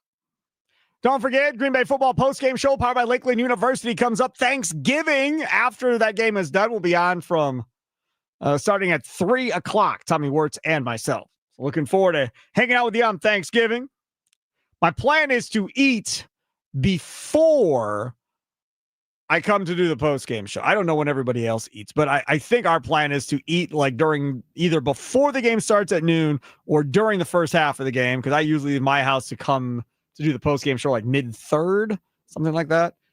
So that's, I think, our plan. When do you all eat? You eat later, earlier? Earlier, usually around like 3 o'clock or so. So after the first game, before the second game? Yeah, right around then. I think you and Tommy should come in with turkey legs just in case the Packers win. And then you guys can celebrate with the team. Are you a big turkey leg guy, like the fairs and the festivals when they sell the turkey legs? No, they're always dry. They are always dry, yes. I'm not a fan. I tried one at the Renaissance Fair when I went this past summer. Yeah. And it was not good. Yeah, I had my first turkey leg, I think, was in Talladega. Seems like a good place to I have don't your first think turkey it was leg. Daytona. It was one of the NASCAR races. That's when I had my first one. And I've had a couple since then. But yeah, I agree with you. A lot of times those turkey legs are dried out at the end of the day. Yeah, I'd rather get like any of the other kind of fair food, like the foot-long corn dogs. Yeah. I got those. That's Not a corn dog guy. Of course you're not. Kids love them. I can't. Not a cornmeal guy. Of course you're not. You don't like anything fun and good. No. You're learning. You're figuring this out. That's exactly right. Charlie Sounds of the Day comes up here in about 15 or so minutes. Top 3 sound clips that he gets from the world of sports. Right now, I'm going to talk about this Packers football team. They're already 2-0 against the NFC North, right? You got your win against the Lions in week 1. You come back, get this win against the Vikings. Now, clearly, they've got 4 more to go, right? You have the Lions this week. Then you've got the Bears.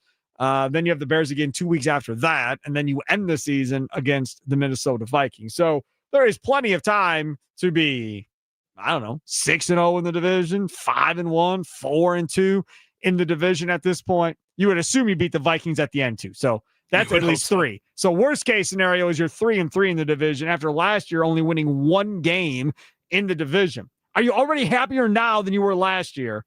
No matter how this Packers season ends, because you at least won a couple of games in the division. You won more than you did last year. Again, this is a trick question and a setup by Charlie Hughes on the other side of the glass. Why do you think it's a trick question? We'll throw it out there. Nicolay Law, talking text line 414-677-1250, 414-677-1250. Why do you think it's a trick question, Sparky? Because this is not Chicago, Bears fanboy. This is not what this is. This is Wisconsin, right? Yes. Mm-hmm. They're listening at WNFL in Green Bay. They're listening on the game in Wausau, the game in Duluth Superior as they get ready to have to shovel or snow blow their way out of a ton of snow tonight up there. They expect Super Bowls. They don't care about no stupid division record or anything like that.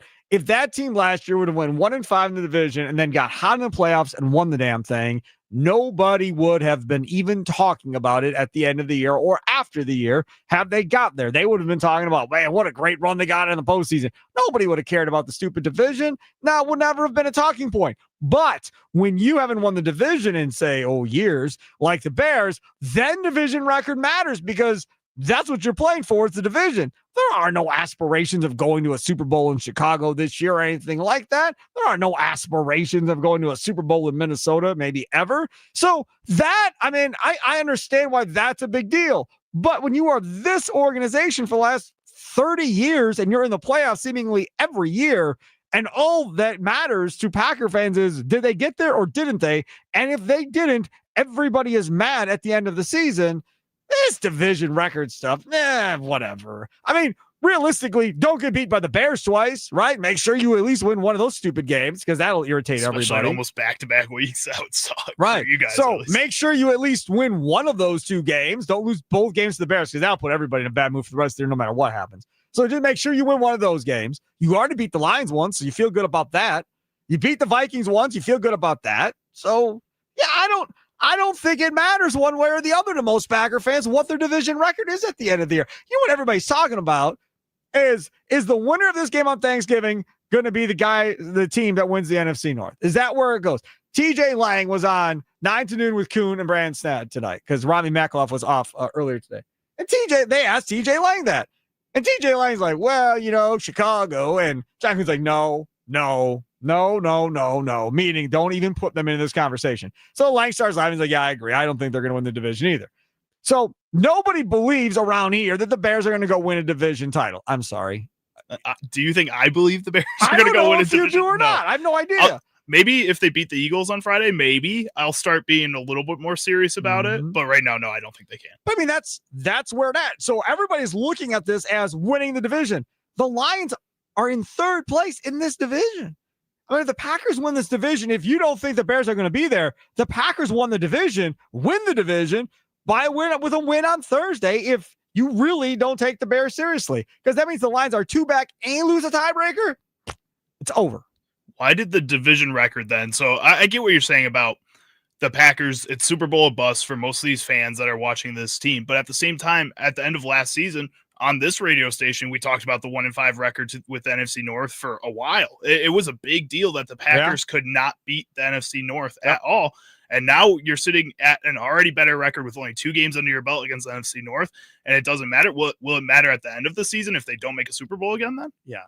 I mean, if they go 2-4 in this division, if they lose the last 4 division games and get swept by the Bears, yeah, Packer fans are going to be mad. Because then, if that happens, they lose 4 more games, regardless of who they're to, they may not be in the playoffs. I don't think you can afford to lose 4 games here. So, and you're playing 2 of the toughest teams in the AFC right now because the Ravens are starting to get healthier and the Broncos are amazing. Right. So you can't afford to lose 4 games in general between now and the end of the season, if we're being honest. You definitely can't lose 4 games all in the division and then think you're going to be third place in the North and still make the playoffs.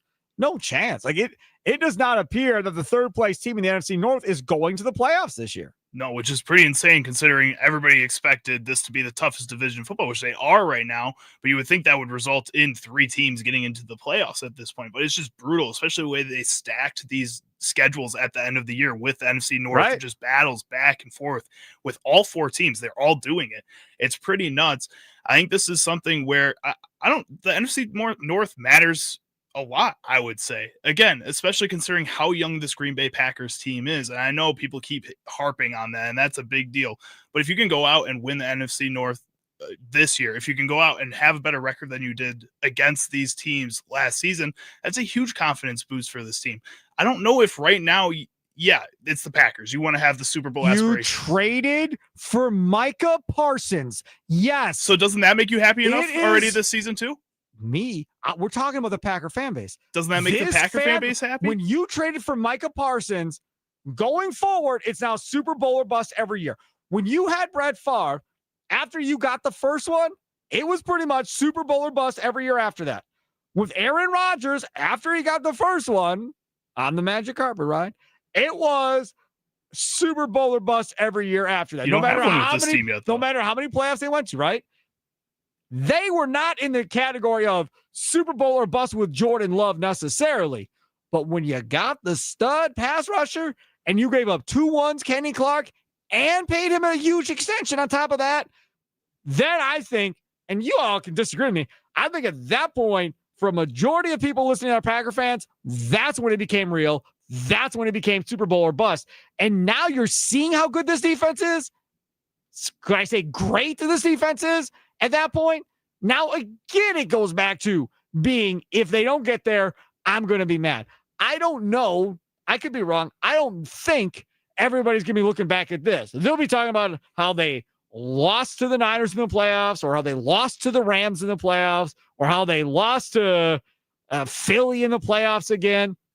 That'll be the talking point. I don't know how much of a talking point the division record will necessarily be at the end of the day. Again, unless they miss the playoffs because they get swept here and they lose 4 games in the division. Well, then obviously it's going to be the main talking point. But I mean, if we're being honest, they ain't losing both damn games to the Chicago Bears. Better not. I don't know if they're losing. To be honest with you, I don't know if they're losing 1 to the Chicago Bears. Better not.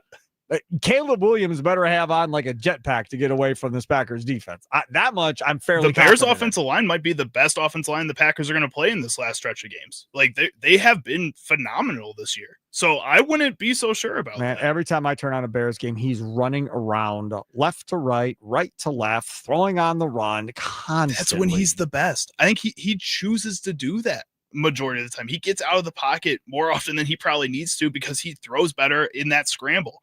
It's so weird. He needs to learn how to throw in the pocket because that offensive line is there. But he's not good at it. I wouldn't say he's not good at it. He just chooses not to do it for some reason. Because he's not good at it. He can do it. Man, the kid's got 7 games under a 60% completion percentage this year. 7! Dude, that is a lot of not great football. Better record, more total yards, more total touchdowns than Jordan Love. Just saying. That completion percentage is a big thing. They were knocking Jordan Love for it and ignoring all the drop passes last year. But that was a big talking point around Jordan Love. Now, again, 7-0 in those games. I understand. Packers are 2-0 for San Francisco North, better than their 1-5 record. Are you already happier than last year? There's no way anybody is happier than last year. There's just no chance. Until this thing ends, nobody puts themselves in that situation. Nicolay Law talking text line 414-677-1250 on the socials at WI Sports Radio, streaming live on X and YouTube. John in Hartford, you're next on Wisconsin Sports Daily, served up by Wendy's. What's up, John? Hey, Sparky. So if they go 4-2 in the division, they are not making the playoffs.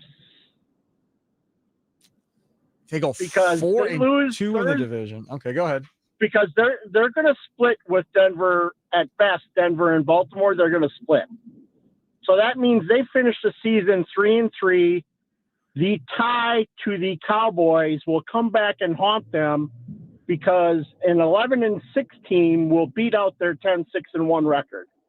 And if they lose Thursday, they're already out of the playoffs. Oh, wait. Hold on. I'm missing something here. So how many games do you have the Bears winning on the way out then with their schedule? Because that's the other thing that matters here. And the Bears, in case you don't know, are in Philly on Friday, at Green Bay, home against the Browns, home against the Packers, at the Niners, and end the season against the Lions in Chicago. I mean, there's one game where you could say they beat the Browns. Right.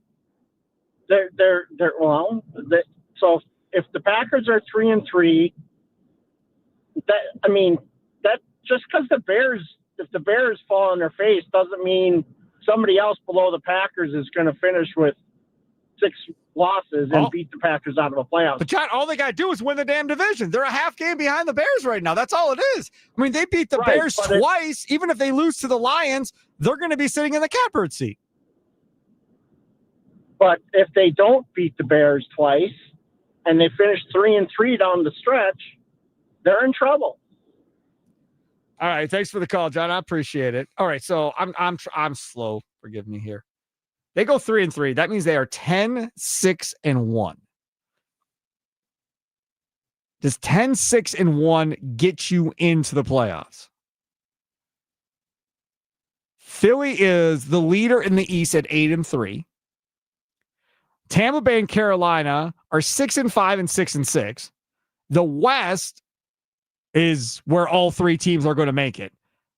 LA's 9-2, the Rams. Seahawks are 8-3. Niners are 8-4 at this point, right? So you assume the 3 in the West all come out. Those 3 teams come out. And the Niners schedule to end the season is Browns, Titans, Colts, who are struggling right now. Yeah. Right. So Rams, Seahawks, Niners. So that's 2 wild cards and a division winner. So you're going to get what? 1 more wild card, right? There's 3 wild cards. So now that other wild card is probably coming from the NFC North, unless you think the Cowboys are going to get hot, who are now currently 5-5. But right now, that second wild card is coming, or that third wild card is coming from Bears, Packers, Lions. So one of those 3 will not make the playoffs, and the other 2 will probably. I mean, that is not how we expected it to come out at the beginning of the season here. But at the same time, this is how much parity you're seeing in the NFL right now. That's that close that you're seeing all these different teams have that opportunity, which means the Packers, they could go out there and maybe have an all right record, and the Bears could have an all right record, and the Bears could win out because of that tie.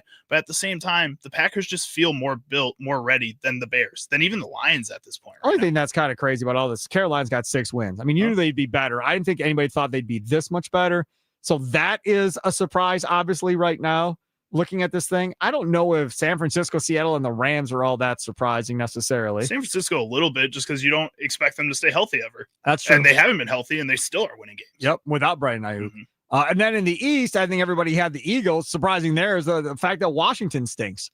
And, they lost Daniels for part of the season and the all oldest of that. defense in all of NFL history, basically. Yep. Johnny, North Side, you're next on Wisconsin Sports Daily, served up by Wendy's. What's up, Johnny? What's going on? How you doing today? Doing good, Johnny. So they're 2-0 in the division right now. They were 1-5 last year. Does it make you feel any better about this year than last year? Yeah, no, I really don't care. You make it to the playoffs. This is what the Packers, do. That's important for like the Bears, maybe even the Lions. Not so much the Lions, but get to the playoffs. How we get there, it is not really the biggest deal to me. If we can get that one seed, you got to think it's either about the one seed or nothing. The home and the away playoff is one game, is win or go home. I did want to say though, the Bears have done what the Packers haven't done, and that's win the games they're supposed to win. It's like the scheduling guys keep looking out for the Bears. You got an Aaron Rodgers Steelers team, and everybody they play is always something. And I like to see the Bears. I know this sounds crazy. I like to see the Bears make it. Like they've earned the right to make it.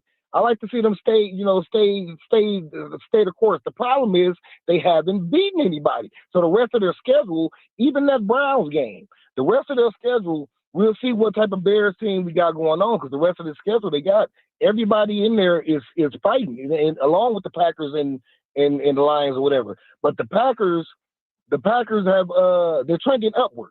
That's what I like about everything that's going on. They're trending upward, and there's still so much to be desired. For our record to be what it is, it's still so much to be. This team still haven't put it all the way together. Correct. Yep. And so that was, that's what I've been paying attention to. Yep. But yeah, I think all three teams they'll probably get in. I think it's going to be like it was last year. 3 NFC North teams. I don't know, man. Maybe, but that NFC West, Rams, Seahawks, Niners, who's falling off there? I mean, they're all stacked, man. Like, I don't think those three are falling off. I think one wild card from the NFC North and then the division winner. Thanks for the call. If you look at the Bears, the only team they beat that has aspirations of a playoff possibly is Dallas at 5-5 now. That was week 3 after they lost to the Lions and Vikings to start out the year. And that is only very recently do the Dallas Cowboys have that type of hopes. In week 3, they were planning on sucking. Like, if we're being completely honest, that defense had no hopes of being good at all. They were demoralized from the Micah Parsons trade. Right. The Bears have just taken advantage and have proven that they are better than the worst teams in the league. I think at this point, again, we need to see them play the Eagles this upcoming Friday and see how that goes. And if they get killed by the Eagles, then I think you can just say, yeah, they're a middle of the league team right That's not going to be a happy Eagles team either. That is going to be a mad Eagles team. That'd be kind of fun to see them get even more mad if the Bears win, though, a little bit. It'll be even more impressive if the Bears beat them. If they beat a mad Eagles team on top of it, if I was going into that game and if I was the Bears defense, I would only care about Saquon Barkley. You are not going to have this be the revenge Saquon game where you run for 200 yards against me after you ran for 22 yards and a fumble last week. That's how I'd approach that game if I was Chicago. Because until Jalen Hurts and that Eagles offense gets clicking again, there's no way I'm doing that. I mean, there's all kinds of talk in Philadelphia about wanting that offensive coordinator to step down from his play calling duties and let Sirianni take over play calling. And Sirianni, the head coach, he ain't having it. Nope. He's going to call plays. It will be fine. It's not going to be fine. It's just not. And the same thing, I'm telling you, I've been saying it in Detroit with Dan Campbell. TJ Lang, that interview earlier, I'm guessing Tommy will play it back on Wisconsin Sports Wrap-Up, was talking about since Dan Campbell took over, they've had all kinds of third down problems and extending drives. When it gets to third down, they have their issues. And again, we go back to the play caller for that one. That's where I always put it at the end of the day. Coming up next, Charlie's Sounds of the Day. It's Wisconsin Sports Daily, served up by Wendy's, live from Wisconsin Sports Radio Network studios, powered by the Potawatomi Sportsbook. Sparky here, Charlie using over there, and you should be heading on down to the Potawatomi Sportsbook yourself, man. Whether it's football games, basketball games, hockey games, UFC, they got all of that going on too. UFC fight nights are always on there. All kinds of room for you there. 2,000 square foot center screen, over 30 different sporting events at one time you can watch, 48 beers on tap, dozen different specialty cocktails to go along with it. Homemade desserts and pastries every day at the Potawatomi Casino Hotel. All day brunch, the John Kuhn platter. Too much food for me, but give it a shot. See if you can put it down And you got burgers and wings and wraps and salads. Oh my, they got everything at the Potawatomi Sportsbook Kitchen. Reserve your seat today. You don't have to. You can walk up and just sit down if you like. But a lot of times they get busy, especially on Saturdays and Sundays for college and pro games. So make sure to do that today. Potawatomi.com/sportsbook to reserve your seat today. Nominal fee, but it goes towards your food and beverage fee for that night. So you're going to spend that money either way. So that is the way to go.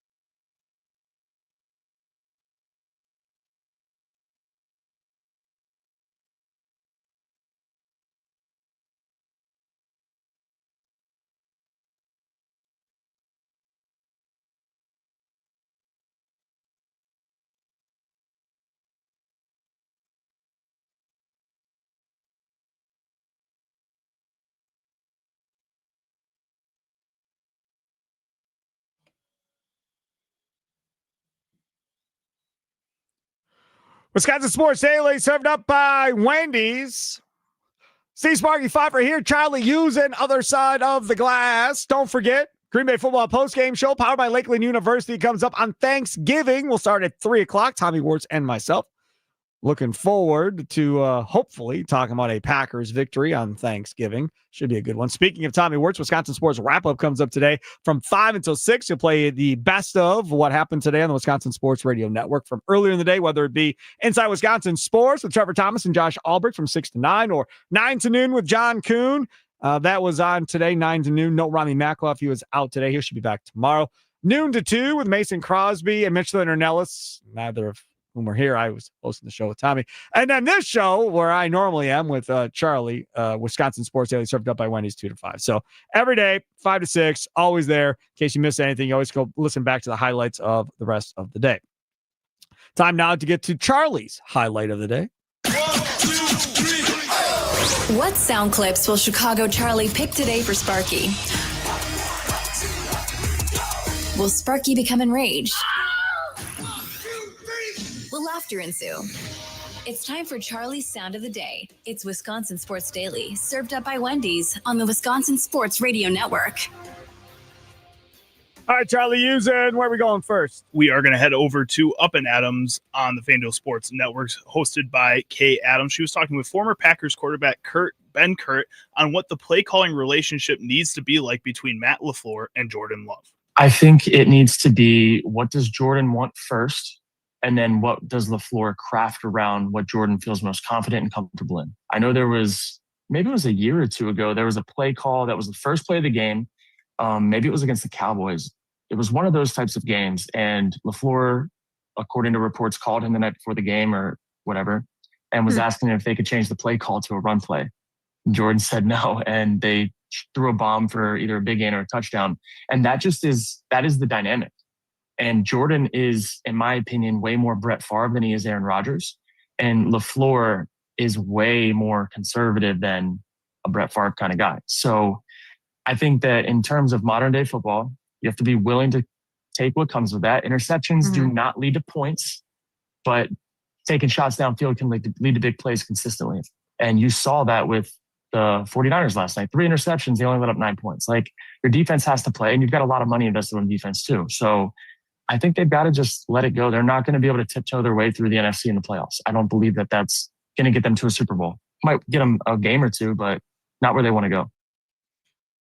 So first of all, Banker, a cup of coffee to whatever it may be in the National Football League and played in the league. So I'm not going to sit here and go off on him about what he thinks. Obviously, his opinion is valuable. That's why you have him on and so forth. I get all of that. But when I look at it from my perspective, is he closer to Favre than Rodgers? Sure. Is he a lot like Brett Favre? No, I totally disagree.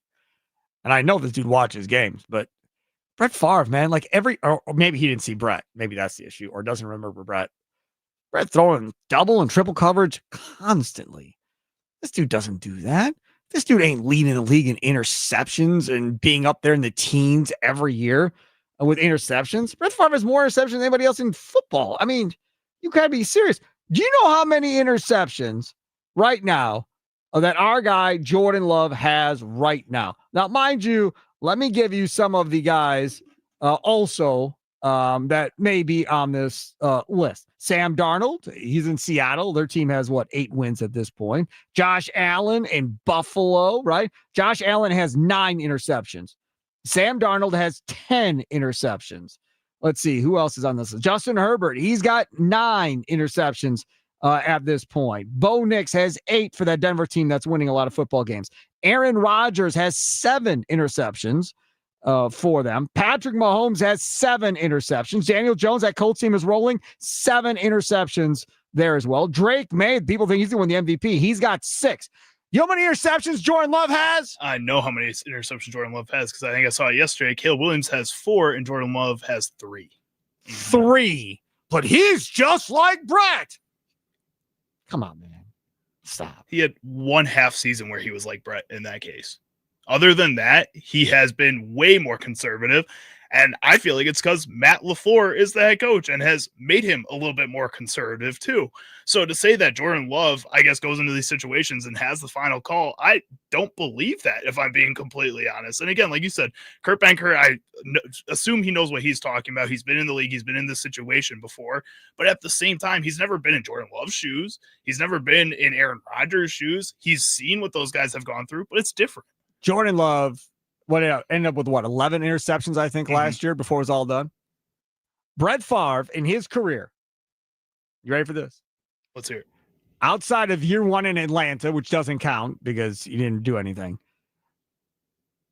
7 interceptions, 1 time, best year of his career at age 40 with the Vikings, first year in Minnesota, leaving Green Bay.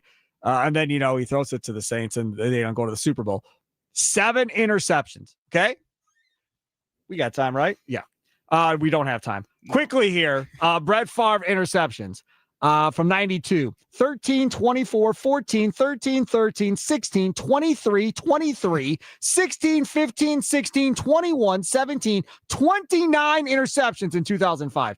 18, 15, 22, 7, and 19. Well, he is not Brett Favre. Please stop with that narrative. And you could argue that, nowadays quarterbacks are just throwing less interceptions, or interceptions just aren't happening as much. That's still a lot of interceptions, man, no matter what, no matter when you're playing. That is stupid high. Stupid high. Coming up next, Mike Wahle, former Packers offensive lineman. This will be awesome. Green and Gold update straight ahead here on Wisconsin Sports Daily, served up by Wendy's. Live from the Wisconsin Sports Radio Network studios, powered by the Potawatomi Sportsbook. Mike Wahle next.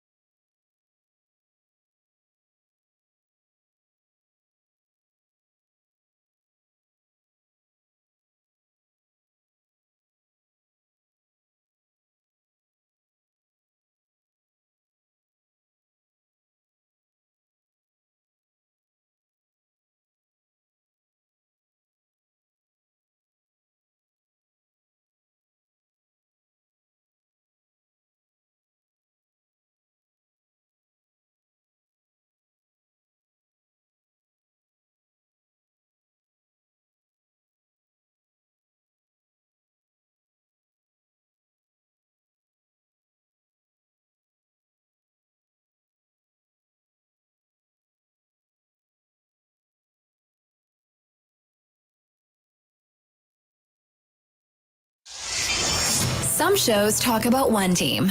Other shows barely talk sports. This show will talk Packers, Brewers, and Bucks every day. Every day. It's Wisconsin Sports Daily with Steve Sparky Pfeiffer, served up by Wendy's on the Wisconsin Sports Radio Network. Download the Wendy's app today.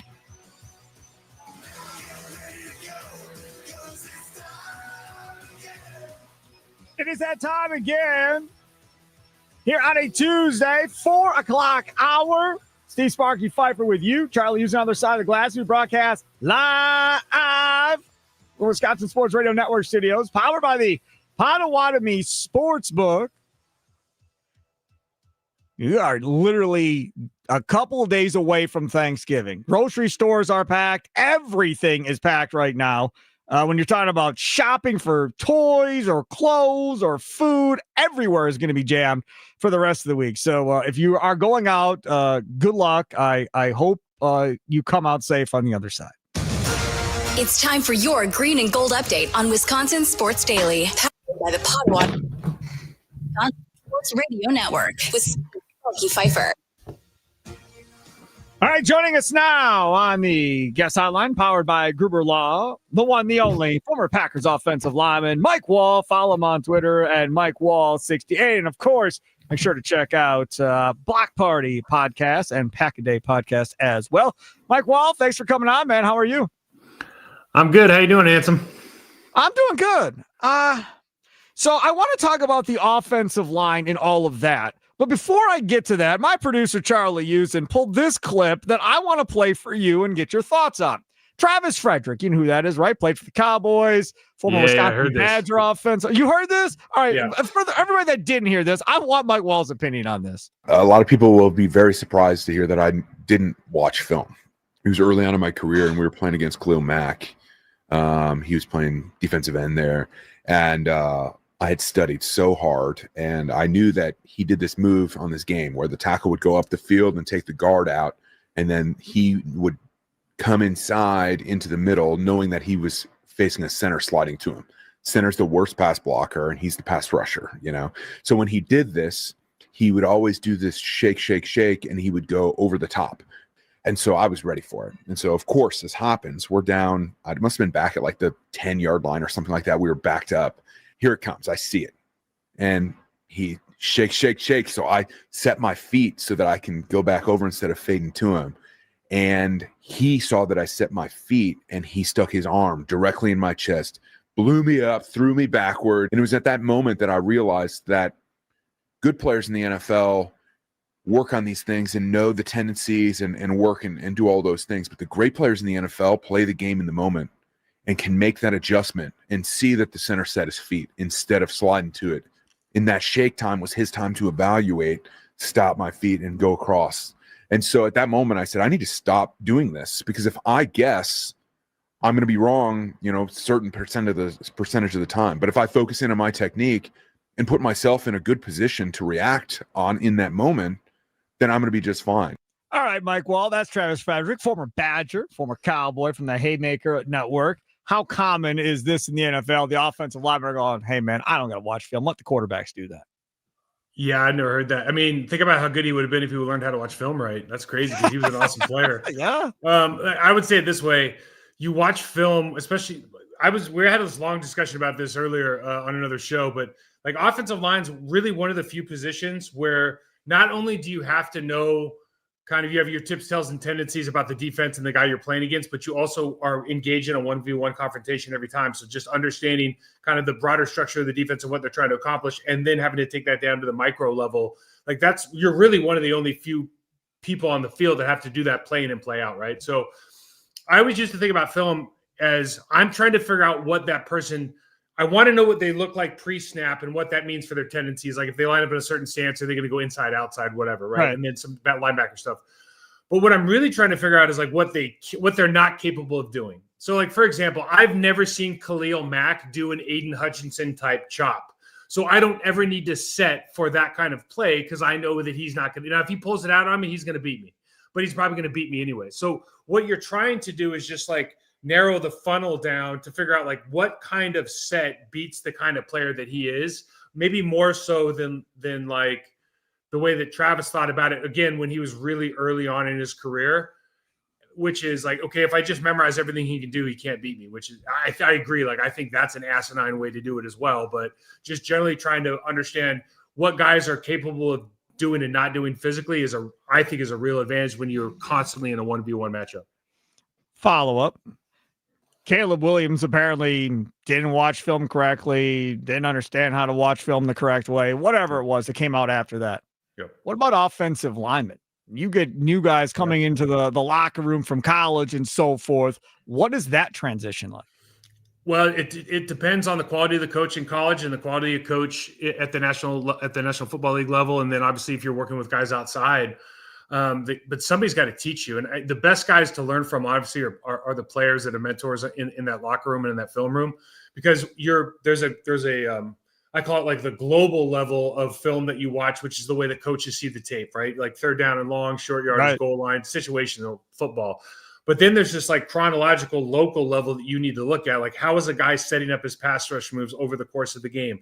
How are we, what are those tips, tells, and tendencies that we can determine by his stance and his split play in and play out that are going to just give me the edge and the advantage on those specific plays, right? So you need to be able to see it at both levels. And I think, one of the things that we just do I think the detriment of offensive line play, and the reason that you see some really, really, really good players up here, and then everybody else is I think, the gap's pretty far between the top guys in the second level, is that we just don't do a very good job of teaching these guys how to study off the field. Wow, there you go. Learn something new today. Mike Wahle, former Packers offensive lineman. You'll always learn something new when you hear him. Follow him on Twitter at Mike Wahle68 here on Wisconsin Sports Daily, served up by Wendy's. Okay, let's get to the crux of the matter. Jordan Morgan. I said this earlier in the show, and I teased the whole time, hey, Mike Wahle's going to come up. He'll give us the real true breakdown. I'm just talking from a fan perspective. I want you, if you're able to, and I'm sure you are, tell me where he was at the beginning of the year at that guard position, and tell me how much better he got throughout the year at the guard position. Okay, he wasn't doing this at the beginning of the year, Sparky, but he was starting to make some progress in this area and so forth. If you have positive things that he was getting better at, because from a fan perspective, nobody's watching the damn guard play every single play to know whether or not he's getting better. The only time they see the guard is when he gets blown up and he gets sacked or there's a holding call or something. Then everybody goes, oh, he screwed up again. But otherwise, you're not paying attention. Yeah, what a fun existence we all have at the line, where like you only get noticed for bad stuff that you do, right? It's what a great existence. Listen, Jordan Morgan, I think the reality is, if the Jordan Morgan project is not in its completion yet, and I think he's got a long ways to go. I think he can still be a really, really good pro. And these things sometimes take time. He's been in different positions. Obviously, when Sedemich left the line room, you could just kind of tell. I would say that the development or the technical aspects of the game have not kept up since he's been there. I don't think they're at as high a level, just overall positional play. Jordan Morgan is going to be a really good football player in this league. What at the right guard position, for me personally, just watching the way he plays, his demeanor, the way he comes off the ball, his hand, everything, his profile in the contact, it doesn't really seem like it's a great position for him, because it's a really physical game down there. And I don't know that that's his strength, at least at the moment. I thought he was given that position to some extent at the beginning of the season, because he is a first-round pick, and that's what you do to first-round picks. And yep. I think Sean Ryan deserved that position and earned that position when he was in the game. If we're just trying to figure out like who's the guy that should be taking all these snaps, right? And I felt that way really the entire time until Sean obviously became the center, and I think you're going to find out that Sean Ryan's going to be a pretty good center, because his footwork's good, his profile in the contact's really, really good, and he does have a nasty demeanor. And that's the other thing. Aaron Banks, like everybody's got shortcomings, but you start looking like Aaron Banks, Sean Ryan, like these guys want to be physical. Belton wants to be physical, and it's not like Jordan Morgan probably, in his mind, he's probably thinking like, Mike, I'll come over to your house and beat you up. You want to see physical, right? But on the field of play, how you demonstrate that willingness to be physical through your technical aptitude and then intensity, like. That part of it, that confidence that comes with being like a technical master, in a profile and footwork master, he doesn't have it. And so when you're trying to learn that stuff in real time, and then you just start getting piled on in the media and your coach is yelling at you, like for me, I think it's better if he gets to take a step back and maybe focus on really developing as a player right now. And whether it's at the tackle position or the guard position or just being the main backup, like a guy like, and I've been in that exact spot, Sparky, where you struggle. It's like, man, I need to take a step back and figure out, like, there's things I'm not doing well and I need to get better at doing them. So earlier in the show, we had a guy call in and said, man, why can't they just draft the tackle and leave him at tackle? I said, if they thought he was only a tackle, they weren't going to draft him. I promise you. This goes back to Ted Thompson. That's not what they do. There were several guys a couple of years ago that were profiling as great right tackles in the first round. He didn't, nope, not interested. Nope, not interested. And then eventually you end up getting Zach Tom, and it works out fine. Is that good or is that bad for how the Packers go about their draft process? Because even back to when you were playing, they were doing the same thing, moving guys up and down the line and everything else. And I remember Brian Bulaga joined us on a show we were doing, and we were actually out before an Admirals game. I think he was going to the Admirals game, and he was a rookie. And I remember going, man, don't let him change you. Don't let him change you. They're going to try and move you all over that line, Brian. They're going to try and move you all over that line. Don't let him change you. And he's like, really? I said, I promise you. And that's just been their MO. And for the most part, their offensive lines have been pretty good. But like the Elton Jenkins move to center, I don't think that worked, Mike. Oh, no. Listen, if you just go back to the start of the preseason, if you went into the building, all the personnel guys, all the coaching staff, and you said, do we think this is a good idea? Bring in Aaron Banks, sign him to a mega deal, and then move your second best lineman to a position that he's not as good at, and replace him with a guy that's not as good as he is at that position. I guarantee that's not a consensus pick. Like that, there's no way, right? And I've talked about it on a ton of shows. It just, you never move a good player to a position that doesn't have the demands of the last position. Like that doesn't make sense. Center is a very, very cerebral and difficult position because of the communication and identification that you have to have. But just as far as having to block like an all-pro 3 technique all the time, you don't have to do it at center. So you're taking away a strength. But going back to like your original point, the Green Bay Packers draft good football players, and then they figure out what those players are best at. And sometimes you're going to hit, and sometimes you're going to miss. Like to be fair, like I really don't. I think they've drafted centers to play center. Scotty Wells was a center. Mike Flanagan was a center. That might be the one position. Yeah, but if you look at the rest of the play, I mean, really, all those other guys, like if you need to be able to fill in a pinch. I think I played every position. I started every position except for center at some point in my career. And you can say the same about Marco. Most of those guys do that. Josh Sitton, all those guys can do that. The difficult part about it for me is we've never been like a massive, I want to get 350-pound guys. And I think as long as you keep that, I want to have more athletic players because there's things I want to be able to do in space. I want to run the screen game, the crack tosses, all of that. And maybe Goody doesn't think that 330-pounders can do that as well. And we can argue that point, but, if that's what you believe. But really, like, if you've got good athletes, they can Sparky, they can play anywhere. You can do some things better than others. But if, like, you can play tackle, you can play guard, and pretty much vice versa, I think, in this league. In past years, Mike Wall, I believe that they drafted pass protection first, run blocking was second. You have to be able to protect Favre. You have to be able to protect Rodgers. What is this offensive line best at right now?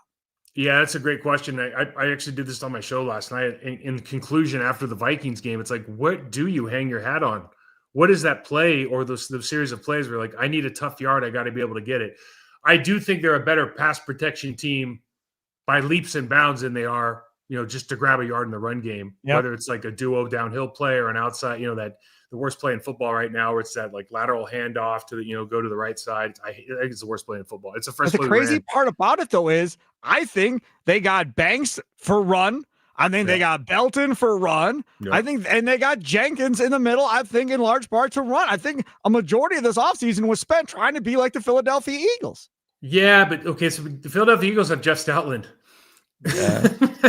And you watch the footwork of the Philadelphia Eagles and the hand placement, like they're profiling the contact. I know that's like my key phrase for the day, but if your profiling the contact's good, you're going to be real successful in this league.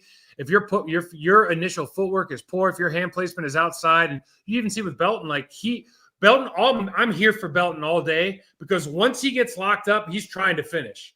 Like I'm here for Aaron Banks all day because once he gets locked up, the problem is getting to that point and that getting like footwork, that profile, they're not automatic with it. And until you get automatic with it, it looks like struggle bus time because you've got 5 guys, 5 of them have to be right every play. And if you're not automatic inside, like somebody's going to be wrong on any given play and you got problems. So how do you get the running game going the way they want to get the running game going? Yeah, I mean, you start from the belief that every player wants to be great and they just don't know how, right? If you're in the National Football League, and I could be wrong on some of these guys, but that's what I just tend to think because I'm an ex-player. So it's like you have to raise the level of detail and discipline in your preparation, the standards that you have of execution and practice, and when you're talking about things in the film room, how you explain different plays, and just raise that hurdle, man. Get that hurdle of execution up, that standard in the room up, and communicate that consistently and clearly every single day with these guys. And the other thing is like, they don't really have, I mean, maybe it was Elton Jenkins, I don't know, but he had to move positions and he's been hurt. But like Zach Tom's young, but like who's their guy where you're like, put it on my shoulders. I'm the guy who's going to go out and like clear a pile. I'm going to be that TJ Lang. Like who's going to be that guy for them right now? I think Aaron Banks is trying to be that over the last 2-3 weeks. And so I think that's a good thing, but he's still got some stuff to work on, but that group needs to come together. And Spark, you see the difference right now in the offensive room versus the defensive room in the way that those guys they're together, they're gelled, they're confident, they're aggressive, right? They're there for each other. And it's not because these guys are tougher than these guys. It's because these guys are more confident right now. And it's like, how do you develop confidence? Well, for me, that's how you prepare. When you and I talked last time, I believe it was after the Tucker Kraft injury, and we were having this conversation about, okay, so what now? Does Luke Musgrave end up in the Tucker Kraft role? What way do they go? Luke Musgrave isn't playing any more than he did when Tucker Kraft was on the field. So that clearly wasn't an option. And we're talking about run blocking, and we knew that losing Tucker Kraft was going to hurt that aspect because of how physical he is at the line of scrimmage. Now it feels like an offense that just isn't really going to have the tight end be any type of focal point in this offense going forward. Yeah, it's tough with that. Yards after contact is gone. I mean, it's effectively gone, especially at that position. Yep. It's been surprising, honestly. It was surprising this week. And again, a lot of that has to do with the JJ McCarthy led, offense for the Vikings. Yep. But being in all that 12, I like that they go to jumbo because that's going to give them some optionality if they kind of like increase the menu of that part of their playbook. But there's they're in a lot of 12 personnel, and like, I'm of the opinion that you don't bring dance partners to a dance if they don't like dancing.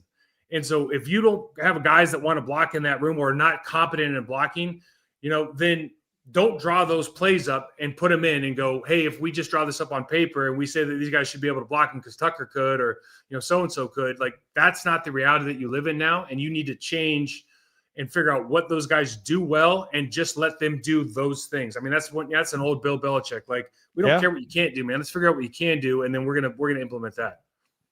Why aren't you coaching? Oh man, I think I'm unhireable, Sparky. I'll be honest. I am too opinionated. Yeah, but man, I mean, everything. Again, I'm just a dude with a microphone in front of me, so you don't got to sell me. But man, it sounds to me like you should be coaching somewhere in the National Football League. I work with guys, Sparky. I work with NFL players away from their teams. I work with them every week. I was doing it right before I called you. I mean, that's what I do for a living, and I love doing it. And at that level, there's a lot that goes into that we probably don't understand. I love you nonetheless. Mike Wahle, former Packers offensive lineman. Again, follow him on Twitter at Mike Wahle 68. Go ahead and as always and promote on the way out. Yeah, we're doing I just did a game breakdown of this one, Sparky. It's on the Process to Perform channel. It's also on Andy Herman's Pack a Day Network. And I'll be doing a game preview for the Thanksgiving game against the Lions. Check that out again. Process to Perform on YouTube. Follow me, Mike Wahle 68 on Instagram. Sparky, thank you so much for having me on, bud. You could have done Greyhound racing. You talk so fast right there. You could have called. I just Greyhound. had 2 coffees, baby. 2 coffees and an espresso. And your shirt says caffeine, so that also adds to it. Hey, man, steak and scotch, caffeine and kilos. Let's get it. I love it. Mike Wahle, enjoy the rest of your day. Have a happy Thanksgiving, buddy. You as well. Take care. There he is, Mike Wahle, joining us on the guest hotline, powered by Gruber Law. One call, that's all. Seriously, like. I used to call Greyhound races down at Dairyland Dog Track, Greyhound Track, I should say, in Kenosha for 7 years. I think in one race, the average amount of words said is like 125 or so, and like 60 seconds, 45 seconds, 50 seconds. Auctioneering? I have tried. but I've never gone to the auctioneering school to learn how to do it There's an properly. auctioneering school? Oh, yeah. You get certified the whole deal. There is a lot of money in auctioneering. A lot, I tell you. Interesting. Yeah, you get licensed the whole deal. And then, yeah, there's a ton Maybe of I'll get money. auctioneering license. Yes. That's a great side hustle, especially. Yes, for sure. No question about that. Coming up next, Packers Lions. They got after it in week 1. Now here we come Thanksgiving. A lot has changed. Both sides, Packers and Lions. How do you expect the Packers versus Lions game on Thanksgiving to be different from maybe than what it was in week 1 the last time these two teams saw each other? Nicolay Law Talk text line 414-677-1250, 414-677-1250. In a world of tenders, Wendy's decided to make something more juicy, more crispy, and more dippable. New chicken tenders are here. Some may call them tendies, and yes, it's fun to say and even more fun to eat. And Wendy's new chicken tendies come with an insane new sauce lineup. New Wendy's signature, new sweet chili, or new scorching hot. Choose one of the classics, honey barbecue, creamy ranch, or honey mustard. Whatever you choose, they're the perfect vessel to dip all your tendies in. Wendy's new chicken tenders are so juicy, crispy, and dippable, you'll remember them forever. Gotta have tendies. It's gotta be Wendy's. You want to know, I mean, Ted Thompson has passed away, and God rest his soul and all that fun stuff. But one of the most regrettable things that man ever did was parting ways with both of his starting guards in the same offseason. Mike Wahle, see ya. Marco Rivera, see ya. And they took them forever to replace those two guys at that guard position. Every time I talk to Mike Wahle, I think about that. We were just losing our minds on the radio when he did that. I thought you were going to say something about him not liking chicken tenders or something. No. I was talking about when he's still thinking about Wahle getting told to go somewhere else and going to the Panthers, and just ridiculous. All right, take a quick time. I'll come back. Wisconsin Sports Daily, served up by Wendy's, live from the Wisconsin Sports Daily or Sports Radio studio. Timeout, rewind. It's Wisconsin Sports Daily, served up by Wendy's, live from the Wisconsin Sports Radio Network studios, powered by the Potawatomi Sportsbook. Sparky here.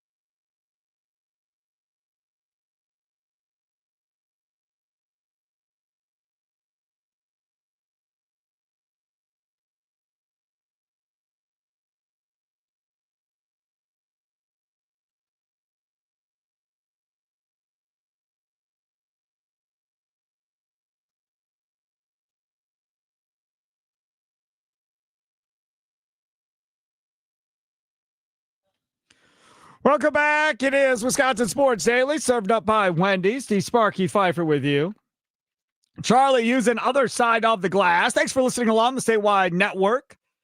99.7 FM, WNFL, 93.9 The Game in Wausau, 7:10 The Game, Duluth Superior. I haven't checked their weather forecast in a few hours, but last time I saw it, 18 inches of snow tonight in the Duluth Superior area. So good luck with all that snow. Be safe. And in Milwaukee, on the Fan, 1250 AM and 105.7 FM, the Fan.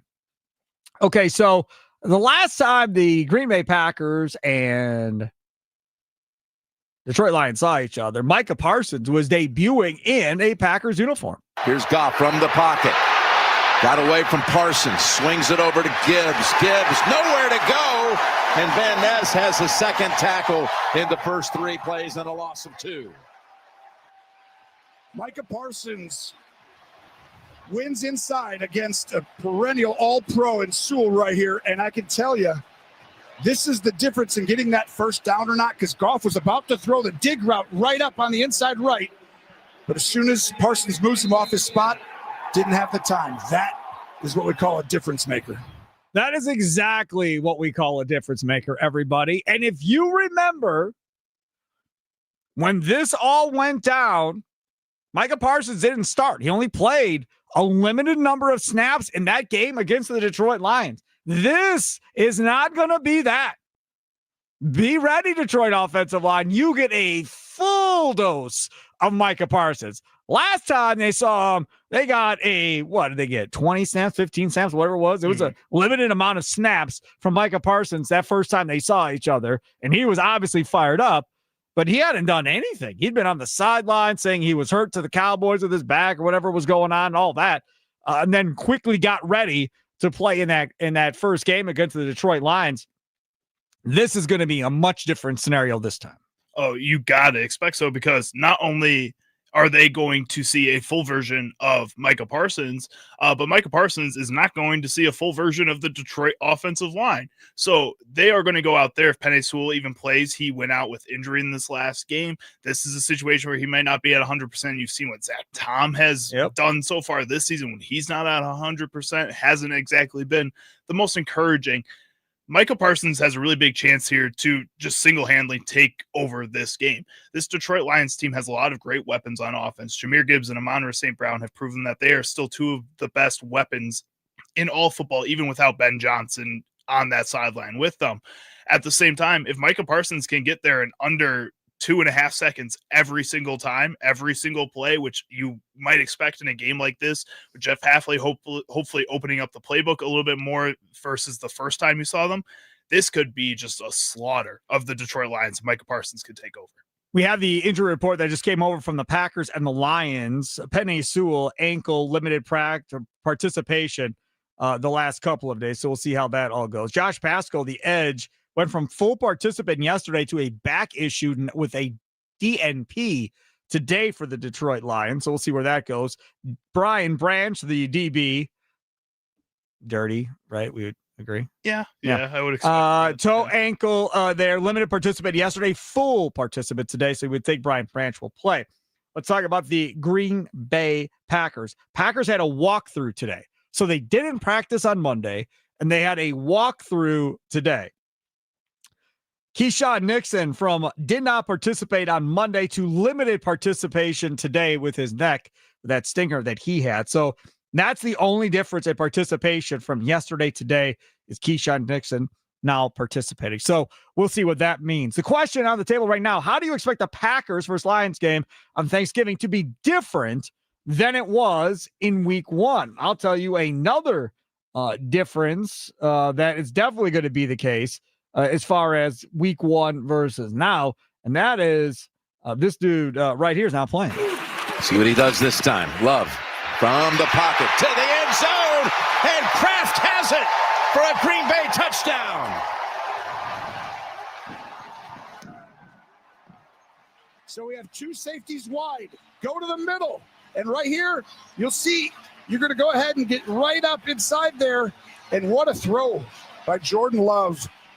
And Kraft starting off the way he finished last year, really coming on so many weapons. And if you give him this much time, Jim, it's going to be a long day for the Lions. They'll tell you around Green Bay and that coaching staff that Tucker Kraft is obese. That's what they would tell you. And that was week one. Highlight courtesy of CBS, Romo and Nance on the call back in week one. No Tucker Kraft this time. That obviously is a huge weapon that you're not going to get to utilize against that Detroit defense. But again, based on last week's game against the Giants, or a couple days ago on Sunday, it doesn't appear you need a ton of weapons to move against this Detroit Lions defense. No, and the Green Bay Packers last week, what we saw from them as well against the Minnesota Vikings, and I mentioned this yesterday, was Christian Watson opening up his route tree a little bit with Matt LaFleur and having him run some more things that Matt LaFleur felt comfortable in him now doing, with him being fully healthy at this point.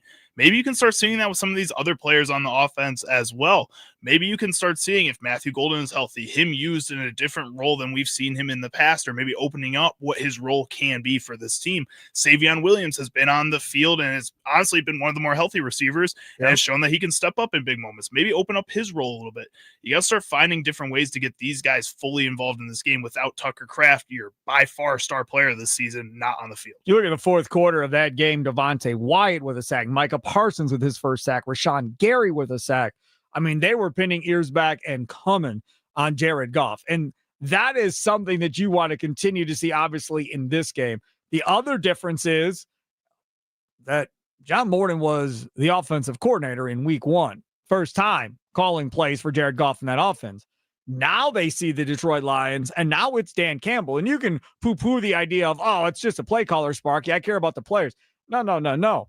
They both have different styles. They both have different tendencies. So you do have to adjust. I would assume Jeff Hafley is going to say that this week is going to be different than week one because of the difference in play caller, because of what they've put on tape since Dan Campbell took over play calling. The defensive philosophy of how you're going to attack that offense probably is going to be different, Charlie, than it was in week one. Probably, but I think the overall team philosophy for this Detroit Lions group is going to be the same. And if you can force them to make mistakes, if you can go out there and force Dan Campbell to be that ultra aggressive that we've seen with him whenever he gets freaked out and it feels like he needs to change the tide of a game, then as a team, it doesn't matter who's calling the plays. You just have to make sure that you can get under their skin. And I think this Green Bay Packers defense should be more than able to do that. Rashawn Gary, again, like we talked about in that week one performance, should be able to replicate that again with how bad the offense line is injured for this Detroit Lions team. Devontae Wyatt should have another big game. Should start seeing a lot of these players be able to work together as a unit against a group that is just not 100% there.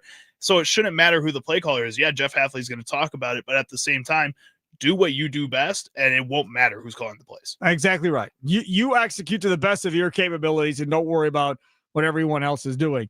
The other part of this, too, that I find interesting coming back into this game is that offensive line has changed some for the Green Bay Packers, too, right? I mean, you had Elton Jenkins back then when that whole thing was going on. Banks was banged up like always. And then you did not have Belton in there at right guard either at this point. So as much as it changed for the defense against the Lions offense, the Lions defensive front seven also has a different combination of guys to deal with on that Packers offensive line. They do, but it's also not different enough like a Micah Parsons or any player like that. You know what you were going to get out of an Aiden Hutchinson, even if he is a phenomenal player. You know what that player is like.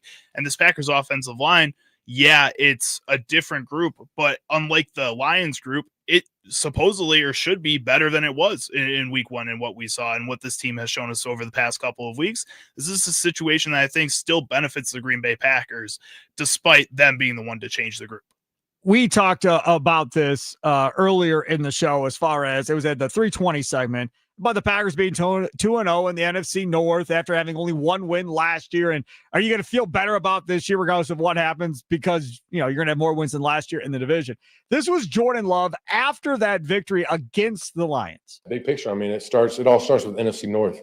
So to have a North team come in here week one, be able to get the job done, go 1-0 in the North is, the start we wanted right there. But big just picture for us right now is, Super Bowl is down the road, but it all starts with the NFC North. So we got to go out there and, obviously get off to a better start than we did last year. And I think it starts with what we did today.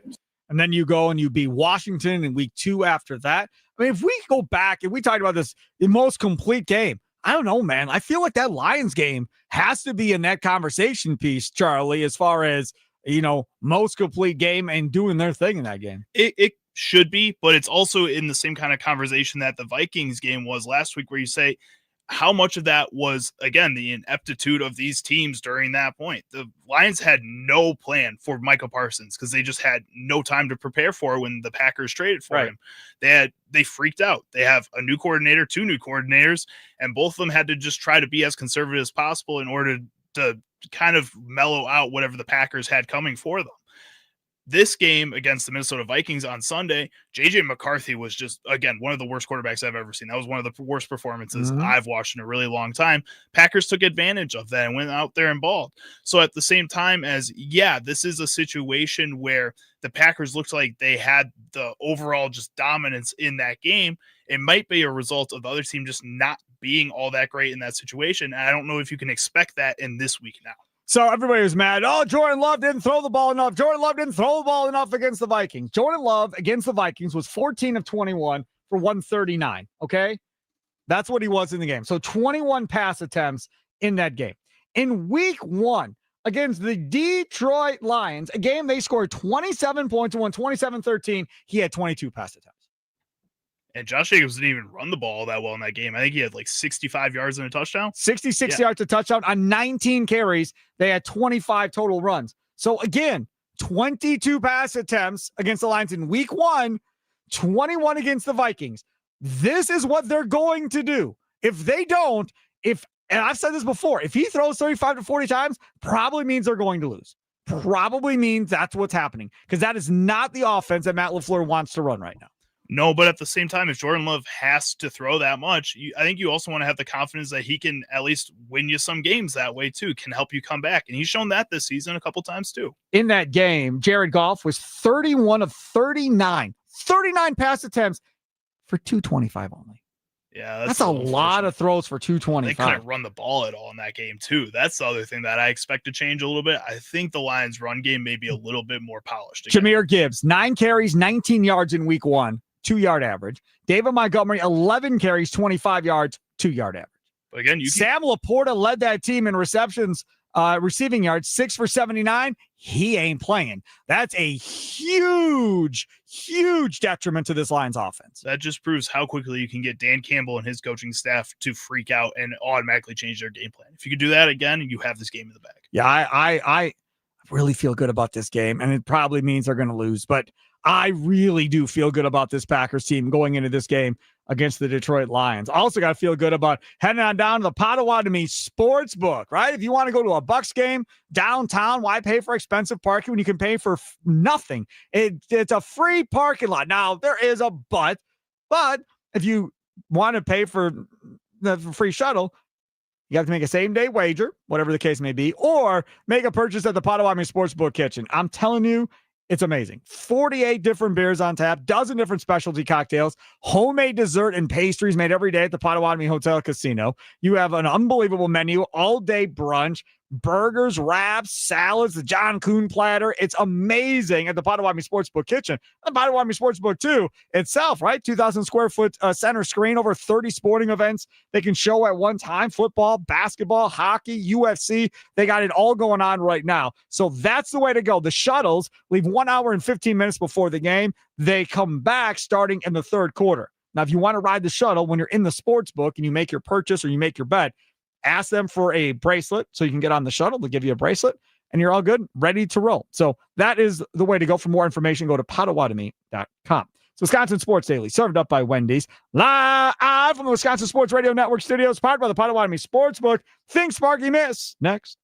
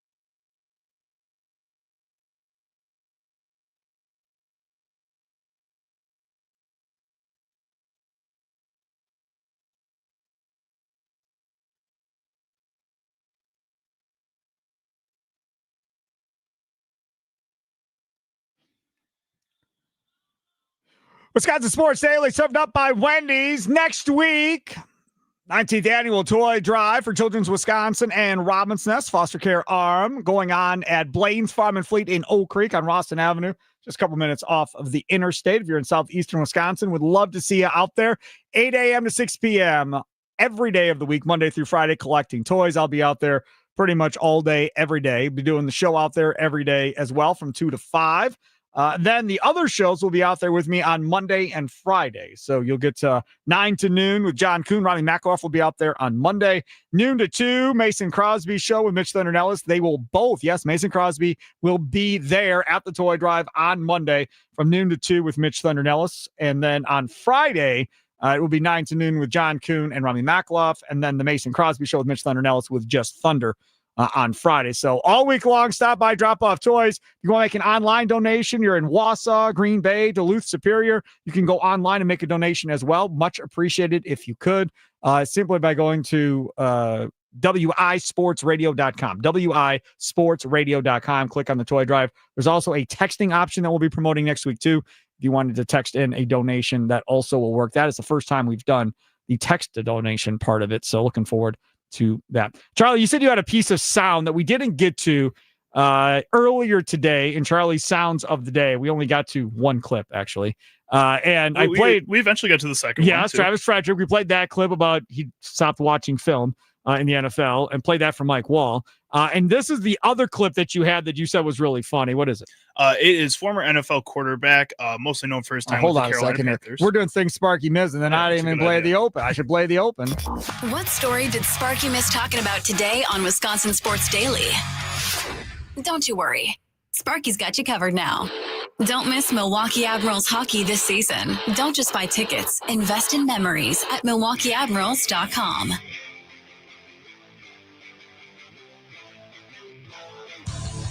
All right, go ahead. What were you saying? All right, so this is former NFL quarterback, mostly known for his time with the Carolina Panthers, Jake Delhomme. He was on the Manning cast yesterday with Peyton and Eli discussing his hilarious welcome to the league moment. Early in the game, first drive, I get sacked and my butt comes out.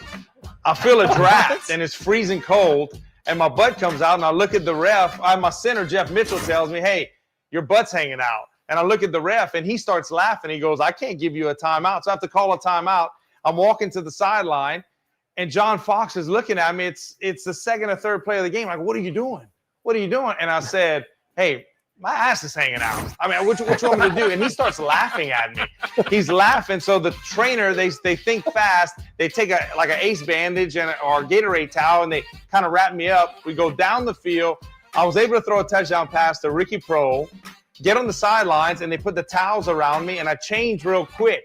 And I'll never forget, there were some people, some ladies on the first row, and they were waving dollar bills, so it was pretty comical. Because early on at Atlanta, that's kind of a late arriving crowd, so there wasn't a ton of people. But yeah, pretty nice little draft going on. I wanted to be famous for something in my life. I didn't think it would be that. I'd never heard that story before. I mean, they had pictures and evidence and everything. Oh, my goodness. It was hilarious. Could you imagine that? Oh, that's good stuff from Jake Delhomme there. Hey, I want to get a couple other things. Wisconsin announces a 10-year extension with Under Armour today. As part of the renewed partnership, Under Armour will continue to outfit Wisconsin's 23 Division I men's and women's athletic teams, yada, yada, yada. Maybe they'll get some money from that to throw at NIL, maybe. But Under Armour's kind of scrapping for anything right now after Steph Curry leaves. Yep. So this is kind of more feels like a last-ditch effort by the company. Okay, great. Then we also have news in the MLB. There was a trade earlier today. The Cardinals trade Sonny Gray to the Red Sox. Sonny Gray, a pretty good pitcher still at his age. The Cardinals are sending the Red Sox $20 million to cover Sonny Gray's salary, sources tell Jeff Passan. Gray's contract will pay him $35 million this year, and there's a $30 million mutual option, not club, as had been previously reported, with a $5 million buyout. Cash covers half of Gray's contract. Boston sends Gray in cash. St. Louis gets Brandon Clark and Richard Fitz. I had Fitz last year in fantasy. He's not a bad pitcher. He's not a bad pitcher at all. But again, it shows you where St. Louis is at. St. Louis, it feels like, is still about to go through this rebuild. with the Cardinals, something they never had to do with La Russa. They never had to do it with Matheny, and now they're going to have to do it for the first time in a long time. Well, and that Sonny Gray signing never really felt like it made sense in the first place, and they gave him so much money. He has a really good knack of just finding ways to get bad franchises to give him money, or recently bad franchises at least. The Twins, the Cardinals, Kirk Cousins. Athletics. Yeah, kind of feels like Kirk Cousins. Kind of feels like Kirk Cousins, right? And Kirk Cousins made a lot of money. I'll tell you the one He's guy starting again though. I'll tell you the one guy that made the most money for not doing a whole bunch of hell of a lot. Taysom Hill. That dude, the money that Sean Payton paid I think that you just got beef with Taysom Hill now. Man, go look how much money Taysom Hill has made in his career. Like, it is crazy. I don't know if he had pictures on Sean Payton or what, but that is nuts, the amount of money he's made because of Sean Payton. They also just love to pay everybody on that Saints team. Coming up next, Tommy Wirtz, Wisconsin Sports wrap up here on the Wisconsin Sports Radio Network. It's been Wisconsin Sports Daily, served up by Wendy's, live from the Wisconsin Sports Radio Network studios, powered by the Potawatomi Sportsbook. We'll talk to you tomorrow. I'm back in on the Mason Crosby Show starting at noon. Have a good one. Toodles.